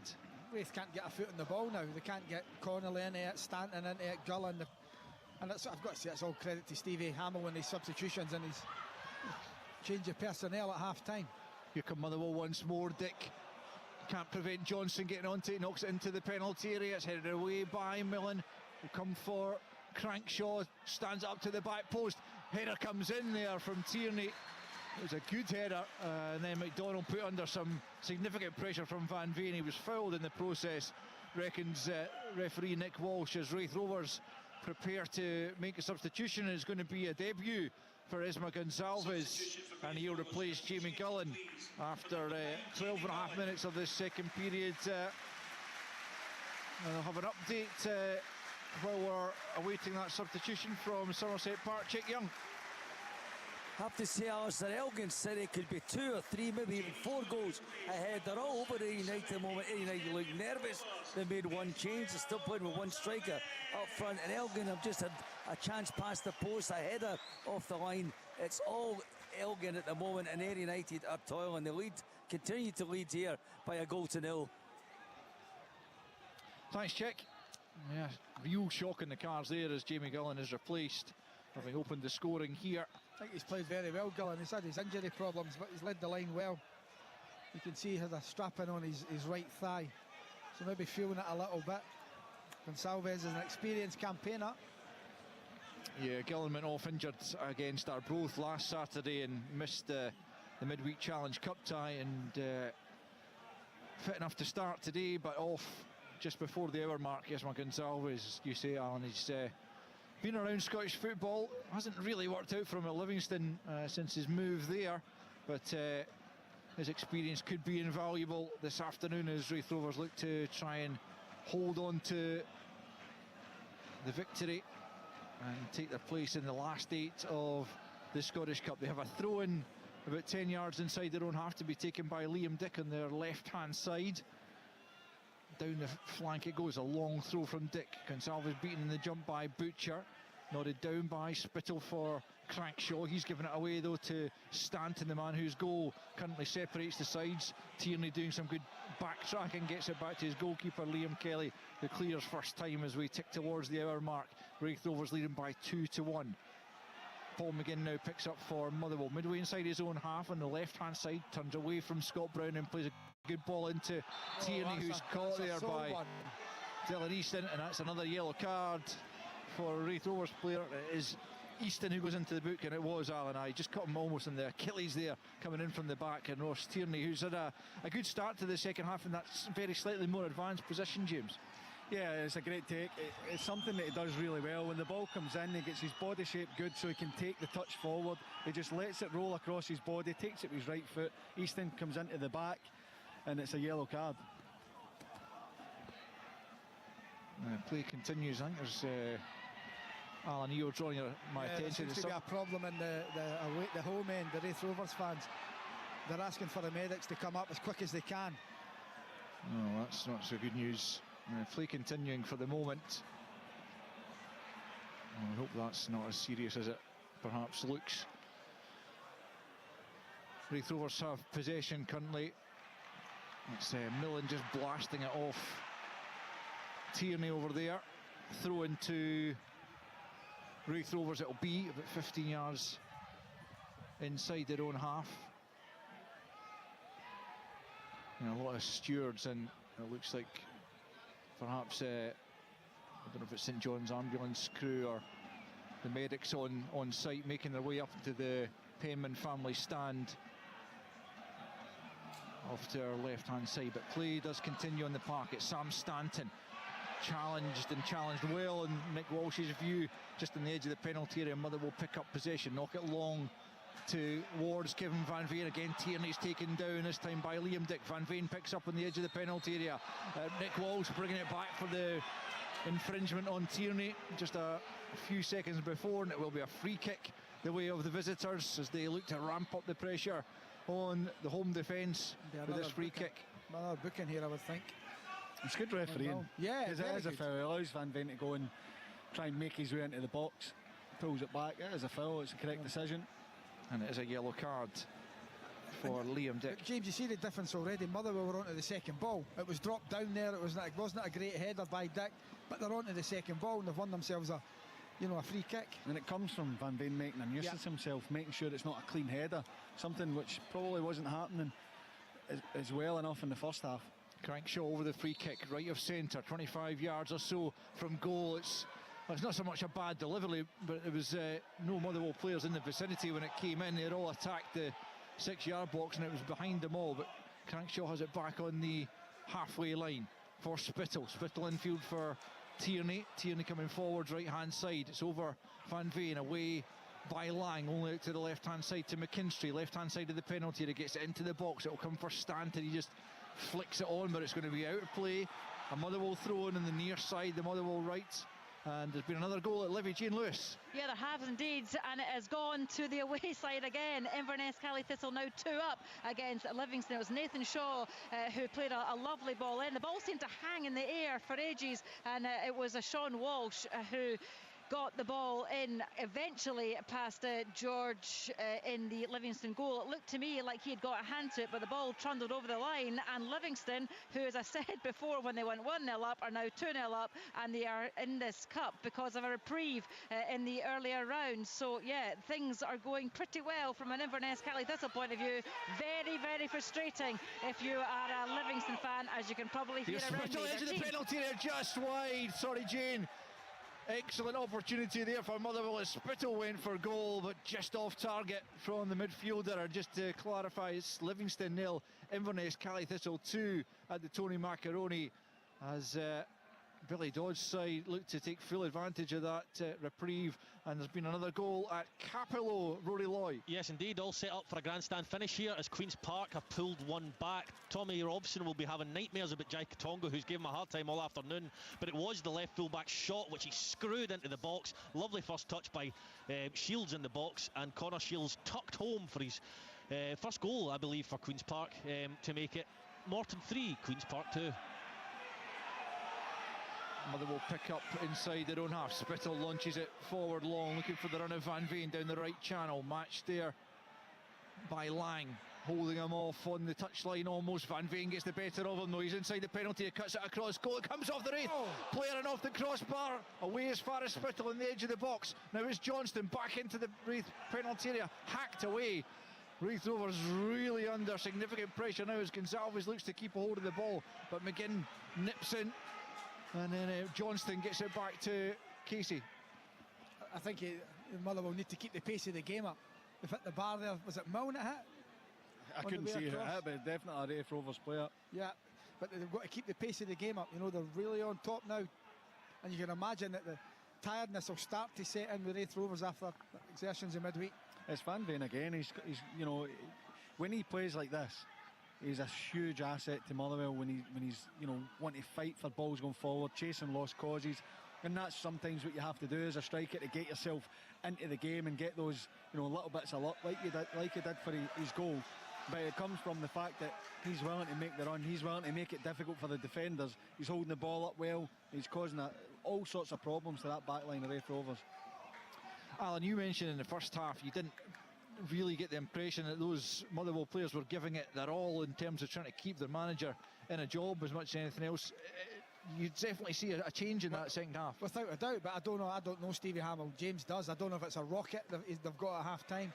3 changes tells you he's not happy, Alistair. In that opening 45 minutes, we're 2-0 down and outplayed for long periods out of as well. Didn't really show much apart from an initial 5 or 10 minute spell. Wasn't if McDonald was making save after save. It's been a totally different Motherwell side that's came out the second half, and that's credit to the manager. And whatever he said at half time, the changes he's made has made such a difference. Dunfermline have got a couple of goals back against Airdrie. They now trail by 3-2 in League One as Crankshaw comes forward for Motherwell. Good sliding challenge though by Millen, and Wraith Rovers have it back, but as composed and in control as they were in that first period, it's been quite the opposite second half as Motherwell have really taken the game to the Championship side and got the goal back, but they need another one to take it into extra time. Here's Tierney for Motherwell. Now Spittle right hand side. McKinstry takes over right hand side of the penalty area, just nudges it forward. There's too much on that for Tierney. Wasn't a bad idea, but McKinstry was just running out of pitch there and Tierney couldn't keep it in, and it remains with a quarter of the game to go Wraith Rovers 2, Motherwell 1. You just wonder if you're Ian Murray, do you still play with that Stanton the other side of Slattery? You know, what gave you a lot of joy, or do you put a more defensive midfield player back in there to make a solid 4 if you can? It's a tough one, isn't it? Because it is the dream start for Wraith Rovers to go in at half time, 2-0 up. Motherwell not particularly playing very well, not creating, you know, any chances really. It's a dangerous score. It is the old cliche, it's a dangerous scoreline because you know there's going to be a reaction. You make sure you don't concede that first goal they have. It's given Motherwell the lift. I have to say as well, I think Spittle's been excellent in the second half. His energy to go and press and work. And, you know, the response from Motherwell's been excellent. Nothing less than you would expect given the predicament. You've spoken about how close they are to getting to a semi-final. Of course, you have to do the job that's in front of you first, but with the teams mentioned, then, you know, it's a huge incentive. You're looking at Elgin, Darvel, Falkirk. Looks like Inverness could be on their way unless it's a big turnaround for Livingston as well. And when we're thinking there's not going to be any shocks in the cut, there's plenty. What do we know? I know. We called no shocks and every favourite's behind. If Darvel go out, that's a shock. Motherwell have it midway inside their own half. Looking for an equaliser here. It's Blair Spittle. Back to Butcher. He launches diagonal out for Crankshaw. He's beaten to it though by Millen. Motherwell pick up the loose ball though, and it's slid forward by Slattery. Dylan Easton though picks up for Wraith Rovers just outside his own penalty area. Then knocks it forward for the run of Gonsalves. Gonsalves down the left-hand side. Butcher comes across to try and track him. Left-hand side of the penalty area. Gonsalves looking to restore Wraith Rovers' 2-goal advantage. Now it's Easton just inside the penalty area. Back the way he goes. Can't find Brown, but he does find Millen. Millen forwards for Spencer. Spencer back to his captain Brown. Brown down the right-hand side for Stanton. Stanton has it on the touchline, right-hand side. Curls it in, left-footed. It's a good ball. It's knocked away by McKinstry back there doing some defending. All of a sudden, Wraith Rovers looking more potent in this second half. Ball comes back into the penalty area, headed away by Casey. Motherwell work it clear up to the halfway line, but Brown's there. And now Brown down the right-hand side for Millen. Picked up by Connolly, who's barely been on the ball in this second half. He was instrumental in the first period.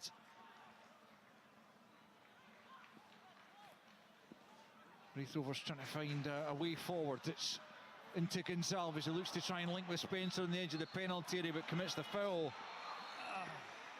I think they've lost Gullen since he's gone off. They've missed him.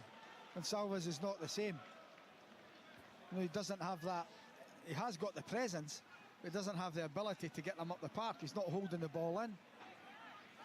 It was a good spell though for Wraith Rovers. That'll give them that little bit of energy. They need the confidence to go and try and push and get that third goal, because I think it's dangerous to sit back and almost wait for that equaliser. Then what do you do? Try and change again. So I think for Wraith Rovers, that's a nice little lift for them to go and try and, you know, get that third goal, try and put the game to bed, because I think it's dangerous to sit back. I honestly think that's the best solution for them. Go and try and get the third, because at the start of the second half, it looks like it's just a matter of time before Motherwell get the equaliser. Throw into Motherwell, right-hand side. I don't think they're good enough, James, to sit back for how long there is left to try and keep Motherwell out. I don't think defence is their strong suit, is it? It's very much going forward, as McGinn has it left-hand side for Motherwell. Just under 20 to play of the 90. Wraith Rovers 2, Motherwell 1. Still on a knife edge, this cup tie. Motherwell certainly having the better of the second half. They've got one goal back and looking for a second as it's flighted into the penalty area. It's over Dick. Can McKinstry keep it in? He has done. No, he hasn't. I thought he had done, but clearly the assistant referee, who's a couple of yards from the action, has a better angle on it than we do, and it's a goal kick to Wraith Rovers as Ian Murray signals for at least one of his substitutes to come back and potentially enter the fray here as Jamie McDonald prepares to take the goal kick. 2-1 the advantage for the championship side. Elsewhere it's Ayr losing by 1-0 against Elgin City of League 2, looking to make it to the quarterfinals for only the second time in their history and the first time since the mid-60s. Kelly leading at Tannadice by 1-0. Inverness Cally Thistle 2 up at Livingston, and here it's Raith Rovers 2, Motherwell 1. Raith Rovers are going to have a free kick inside their own half. And still just going back to what was going on in the Raith Rovers stand, they're still... Yeah, they're bringing someone down. Yeah. I think he's on his feet. Yeah, the fans around them were applauding, so hopefully that is going to end well. It's always horrible to see something like that happening. Anyway, the players, I think, have been pretty much oblivious to it all, and the match continues as Spittle knocks it back to Butcher. Then he plays it forward down the right channel up towards Van Veen, beaten in the jump that time by Nolan, picked up by Easton. Like Connolly, hasn't been nearly as involved in the game, but he finds Connolly now on the halfway line, out to the right hand side for Millen. Millen feeds it forward, Casey goes across and just knocks it out of play. And it's a quick throw in taken into Stanton, gets the shot in and his near post. Liam Kelly almost caught unawares, and well, the Motherwell defence were really caught in the hop there by that quick throw in, and it was just, I'm not sure Casey needed to put it out for a throw in the first instance. No, but he's trying to put it into the stand so that he can get back into position, but it bounces straight back into the hands of Connolly. It's brilliant, nice and quick play, throws it into Stanton. It's a great turn and hit. Liam Kelly having to be alert to get down to his near post, out his left hand side to keep that out.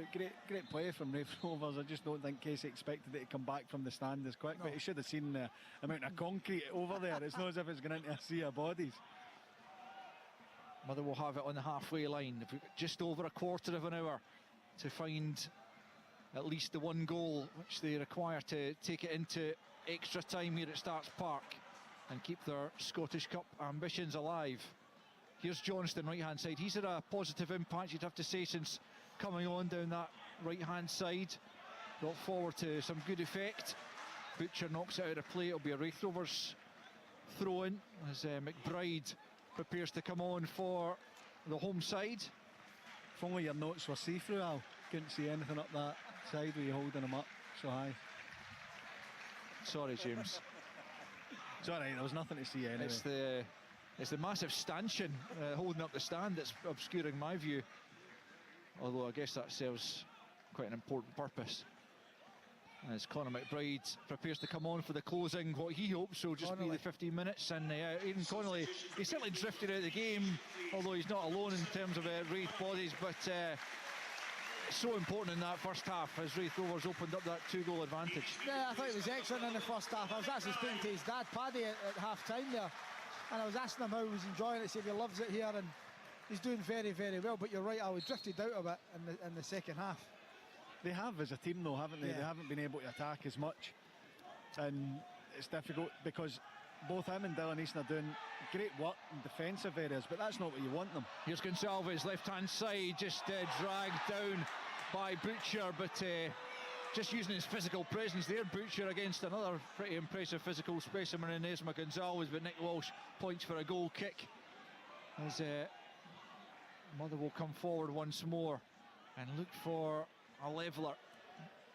Knocked forward by Casey, but straight out of play, much to the anguish of his central defensive partner Callum Butcher. Why do they not drop it into Van Veen?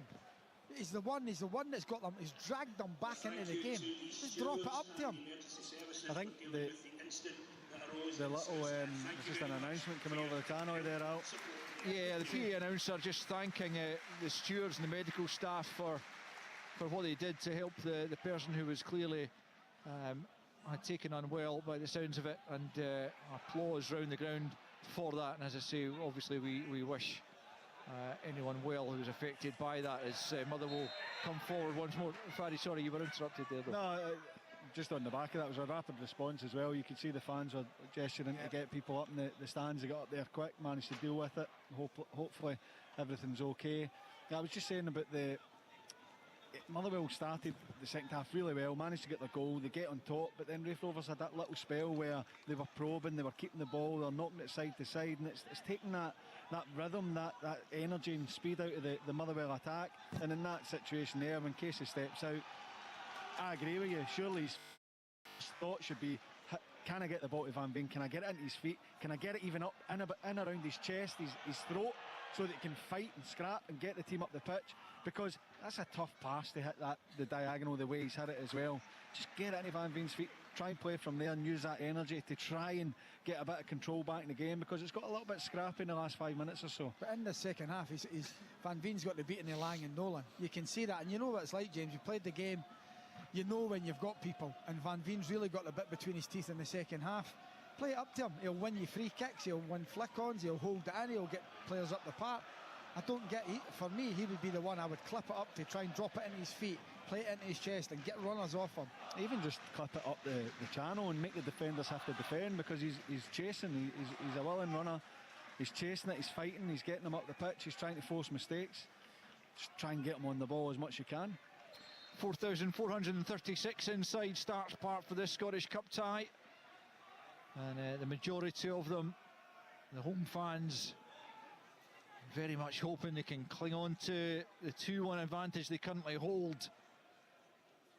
That would complete quite a week for Ian Murray's side, who are into the Challenge Cup final against Hamilton Accies. They beat Arbroath last Saturday, still very much in contention for the playoff spots.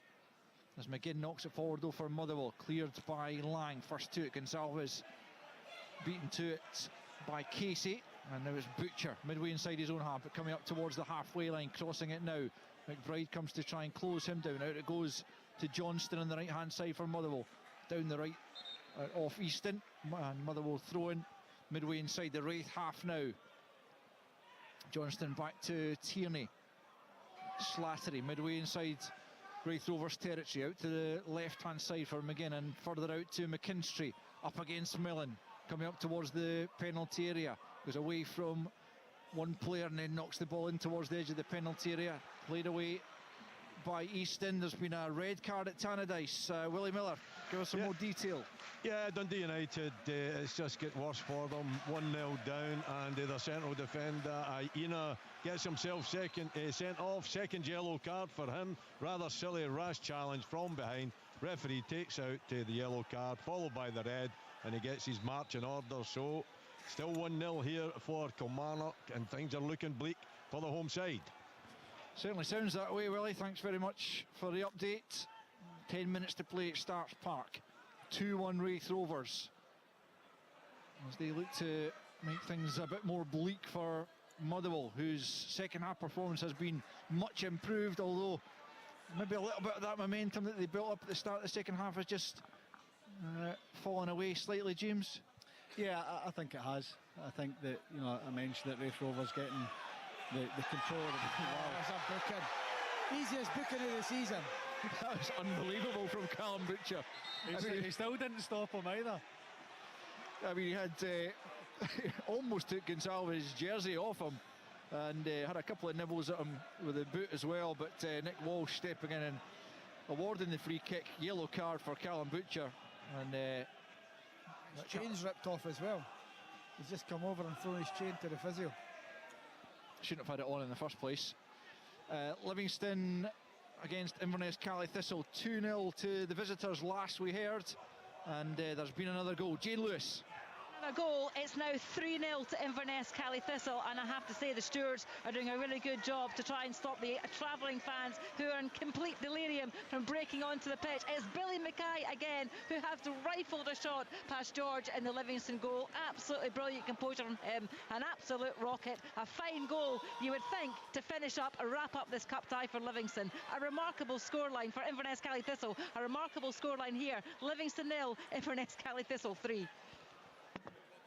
Well, they were knocked out by Queen's Park in the previous round, but because they played an ineligible player, Inverness were given the place against Livingston, and they're making full use of it as Motherwell make a change. It's Jack Aitchison coming on for the injured Blair Spittle in the closing stages. Former Celtic youngster who became Celtic's youngest scorer against Motherwell at 16. With under 10 minutes to play here, his side are still looking for a way back into the game. It's a free kick to Wraith Rovers to be taken on the halfway line. 8 left of the 90, plus added on time as it's knocked forward down the left-hand side. Well won by Dick, but into the penalty area and knocked away by Casey. Easton wins the second header. Gonsalves on the edge of the penalty. Thought about the shot, then tries to lay it into the path of Millen instead.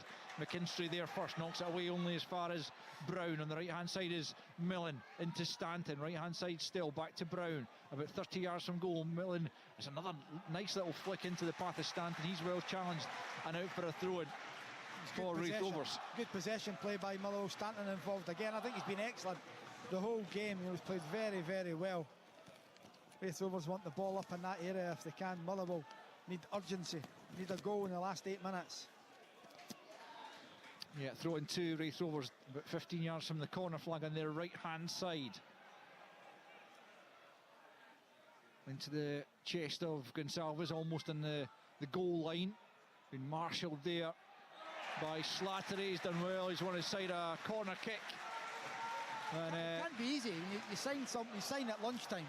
You don't know the players, you don't know anyone probably. You come into a team, you don't know how you want to play. It's taking him a bit of time to get warmed up. First 10-15 minutes he looked poor, but he's starting to do what I'm sure Ian Murray wanted him to do to win things further up the park for them. And it will be a corner kick then to Raith Rovers with under 7 minutes left of the 90. Right hand side. Swung in, an outswinger over Gonsalves. It's cleared by Johnston. Raith Rovers trying to keep it alive. McBride can't find Easton though, and Motherwell will take the throw in quickly, but back goes Brown. Brilliant midfield play by Brown to win it back for the home side. And here's Gonsalves, he's onside, he's inside the penalty area, right of centre. He goes for goal! He finds it! How did that squeeze past Liam Kelly? Esma Gonsalves, has he put Raith Rovers into the last 8 of the Scottish Cup? It's Raith Rovers 3, Motherwell 1. It's a brilliant finish. I'd like to see it again. It must have been tight for offside. The ball's played through. Is that an angle you think? You can't beat the keeper there. He just can't. The keeper's been really poor on that goal. Yes, it's a decent enough hit. Goalie's got to save that, James. He does, but go back to the start. It's absolutely tremendous from Scott Brown because Motherwell are on the break. He reads it. He wins the ball back, puts it into Easton. I think it looks like it's a well-timed run. It's a good pass, but it's forced wide. And you're absolutely spot on. I would like to see it again, but I'm going to say I don't think he should be scoring from that angle. It goes to Liam Kelly's right-hand side. I think he gets a touch there, and it ends up in the side netting. But it's a poor goal from the shot for Motherwell to lose and for Liam Kelly to allow it to go beyond them. But what a goal it is from Raith Rovers, from start to finish. Well-worked goal, brilliant from Scott Brown, really good pass and run. And then you have to say fair play, have the shot, make the goalkeeper work. He doesn't, and it goes into the back of the net. I'm honestly thinking at the time, Alistair, that when he's going down, I'm thinking there's nobody in the box. He's going to have to wait and try and bide his time. He hits it from such an acute angle. I just can't see why Kelly doesn't save that. It must go through him. It has to. Debut goal for Esma Gonsalves, and it could be the clincher. It's a long way back for Motherwell. They've got under 5 minutes of the 90 to find 2 goals. Just to tell you that in League One, Airdrie were leading by 3-0 at one stage. Dunfermline have turned it around. It's 4-3 to the league leaders now. It's character, that. Certainly is. What a comeback that is. Here come Raith Rovers once more. It's Conor McBride giving chase. Out comes Liam Kelly this time to dive on that one. It wasn't a 5-minute turnaround by any chance, was it, Al? It was 3-0 at half time. No, there's 5 minutes left in this game. Oh, you're hoping? Just to say it is possible. I heard something in my ear there about goal at Ayr. Goal at Ayr, is it? Right, okay, we'll go to Ayr. Why don't we go right now? Chick Young. It's an equaliser for Ayr United, almost at the death of this game. They've got themselves back into it. I have to say that Elgin City were playing exceptionally well. Little couple of waves of attack, a real scramble inside the box from a corner. It may well have been an own goal. I'll confirm exactly who knocked it over the line. Might have been Mark McKenzie, given the credit by Ayr United. Possibly him. He celebrated real drama inside the box. They've got over the line, and Ayr United have dragged themselves back into the cup. Elgin City now hanging on as we head towards the last couple of minutes. Could be extra time and penalties for you there, Chick. 1-1 Ayr United against Elgin City as Raith Rovers come forward looking for a fourth goal here against Motherwell. 3-1 they lead in the closing minutes. 3 minutes left of the 90 plus added on time. As Spencer knocks it forward, Dick helps it on out of play. It'll go for a Motherwell throw-in. I've got to say, Raith Rovers deserve it, really deserve it. You know, there's a 15-minute spell at the start of the second half that Motherwell, we thought, yeah, they're going to get back in it. But Raith have been great. The spine of their team's been magnificent. I think Brown's been tremendous. Stanton in the middle of the park as well. Gullen when he was on, Gonsalves now that he's got into the game. All the better players on the day have been in the Raith Rovers colours. Can't disagree with that. I think that they've done really well. You would expect there's going to be a reaction at half-time from Motherwell with the 3 changes. There was, and yeah, they conceded a goal, but the reaction since then has been excellent. And they deserve to have the 3-1 lead. Jamie McDonald's not had a lot to do, to be honest with you. So yeah, I think Raith Rovers have managed this game well, and the man on the ball there, Scott Brown, I think has been outstanding. Yeah, they really weathered the storm, didn't they? Conor McBride gets out to Ross Millen on the right, swings it into the penalty area, knocked away by Casey. McBride will go and pick up once more. Millen can't quite get onto the pass, and again it's Brown who's first to the loose ball, though. I mean, he's got a great engine on him, and as you rightly went back to point out, James, his part in that third goal cannot be understated. No, because Motherwell are looking to try and gain the momentum, try and raise the tempo of the game, and it's a nice early throw-in. He's actually behind 2 of the Motherwell players, and he reads it, gets on his bike, wins the ball back as Raith want to attack again. Yeah, it's Gonsalves left-hand side this time, a little back heel out to Easton. Callum Slattery's down in the middle of the park meanwhile. Looks like he's done his hamstring. As Raith Rovers play on, a nutmeg by Easton, roundly applauded into the 6-yard box, and it's not behind for a corner kick by McKinstry. Raith Rovers cruising to victory here. Well, Motherwell not happy here that Raith Rovers didn't stop play. Slattery will have to be replaced here, but there's absolutely no reason why they would stop play. He was down a minute ago in his own box as well. I don't know if it's cramp or what, but you're absolutely spot on. They don't have to stop the game. On comes Sean Goss to replace Callum Slattery, and Kieran Nguyen is going to come on to replace Dylan Easton for the closing seconds almost of the game as Raith Rovers prepare to take a corner. In fact, Stanton's coming off. Coming off. He's been magnificent. Named man of the match there. He's been brilliant. We mentioned Dylan Easton as well, but he's confused. Dylan Easton was named man of the match. There's a few man of the matches.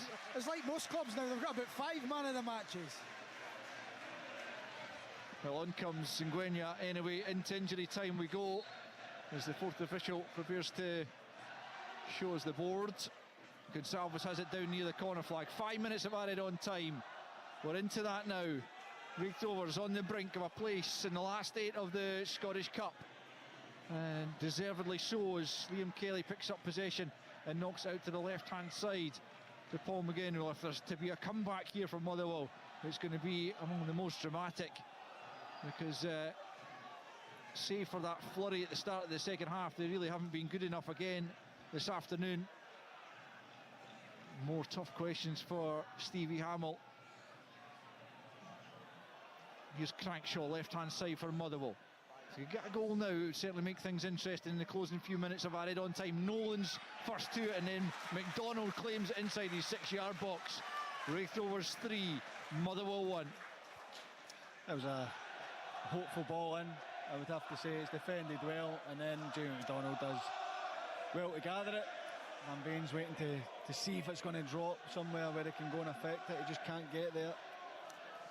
And you think, James, we asked the question, obviously when Tony Ashcar was on about the financial repercussions for Dundee United if they went down. What about Motherwell? Liam Dick Cotley there by McKinstry, who's going to get a yellow card here. Extra time confirmed at Somerset between Ayr United and Elgin. And Elgin just coming within minutes of earning a place themselves in the last 8, and still they have the opportunity to do so. It sounds like they've given at least as good as they've got there against Championship high flyers Ayr United this afternoon. Raith Rovers look destined for a place in the quarter-finals as the free kick's taken long down the left-hand side, and Gwenya won't get onto that. It's out for a throw-in to Motherwell. But in truth, Raith Rovers look good value for their spot in the last 8, Alan Preston. Yeah, they have been. They've been excellent all over the pitch. 10-15 minute spell at the start of the second half looked a little bit ropey, but I think they've showed a bit of composure after that as well. Lovely third goal, good finish, poor goalkeeping for me, and thoroughly deserve their place in the next round of the cup. Nolan wins the defensive header at the edge of the Raith penalty area, out for a throw-in on this near side to Motherwell, quickly taken by McKinstry, closed down by Spencer, and it's back with Casey on the halfway line. Motherwell will have to return their attentions to preserving their Premiership status very shortly. That now becomes of the utmost priority as Dick's caught late there by Tierney. Raith Rovers won't mind those little niggly fouls now because it just kills the game. A couple of minutes left of injury time, and they feel now that they can safely take their place in the hat for the next round, joining Hearts and, by the looks of it, Kilmarnock, Inverness, Cally Thistle as well. What a result that is. Livingston are brilliant at home. That's incredible. Free kick's not forward down the left-hand side, and Gwenya can't keep it in though. It will be a goal kick to Motherwell. They played there earlier in the League Cup as well. Did Cally Thistle win that one as well? Can you remember? Alan? Yeah, Cally Thistle beat them in the League Cup. They won that one as well, yeah. So they're doing the cup double over Livingston today, Inverness, Cally Thistle.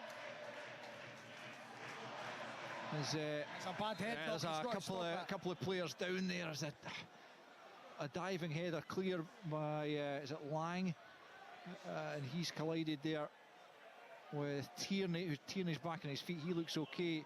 Van Veen just needs to get himself away. Yeah, I think he thinks it's time wasted, isn't it? But Lang certainly was clattered, but he's back on his feet now as well, as Raith Rovers now plan the celebrations, which are going to be beginning, if they've not already begun, in the stands. Yeah, just very shortly. Dancing on the streets of Raith tonight. That old chestnut. Well, they're entitled to it this evening, that's for sure. The Raith fans have their day in the sun, and they can look forward to a last 8 tie next month. As Lang just comes over to the sideline, he's allowed back on, having not required treatment. Here's Goss. We're inside the final few seconds of this Scottish Cup tie. Raith Rovers on the brink of a really remarkable victory. I did say pre-match that I didn't feel like a Raith Rovers victory would be a shock, James, given the respective forms of the sides, but nonetheless, you felt that Motherwell would have enough here, and it's proved not to be the case. Yeah. I'll answer that once you tell everyone the final whistle. Yes, that is the final whistle. Final whistle's gone up at all the Scottish Cup ties around the country, and indeed at Starks Park as well, as Raith Rovers clinch a 3-1 victory. And you have to say, on the whole, it's been deserved. They had a 2-goal advantage at half-time. Jamie Gillan penalty opened the scoring after a Callum Slattery handball, and then Sam Stanton slotted in the second 6 minutes before the break on the rebound after Gillan's shot had been saved. Motherwell provided a response after 3 changes at the interval from Stevie Hamill, and they looked good at the start of the second half. Kevin Van Veen bringing them back into the game, reducing the deficit to 2-1 with a shot that was deflected past Jamie McDonald to make it 2-1. At that stage, you wouldn't have backed against a Motherwell comeback, but Raith Rovers weathered that particular storm and eventually got the clinching goal 6 minutes from time. The substitute and debut boy Esma Gonzalez in from Livingston just yesterday, and he shot from a narrow angle and managed to beat Liam Kelly, who should have done better to keep out the effort but couldn't do so, and that assured Raith Rovers of a place in the last 8 draw. It finished at Starks Park. Raith Rovers 3, Motherwell 1. The Scottish Cup. Live on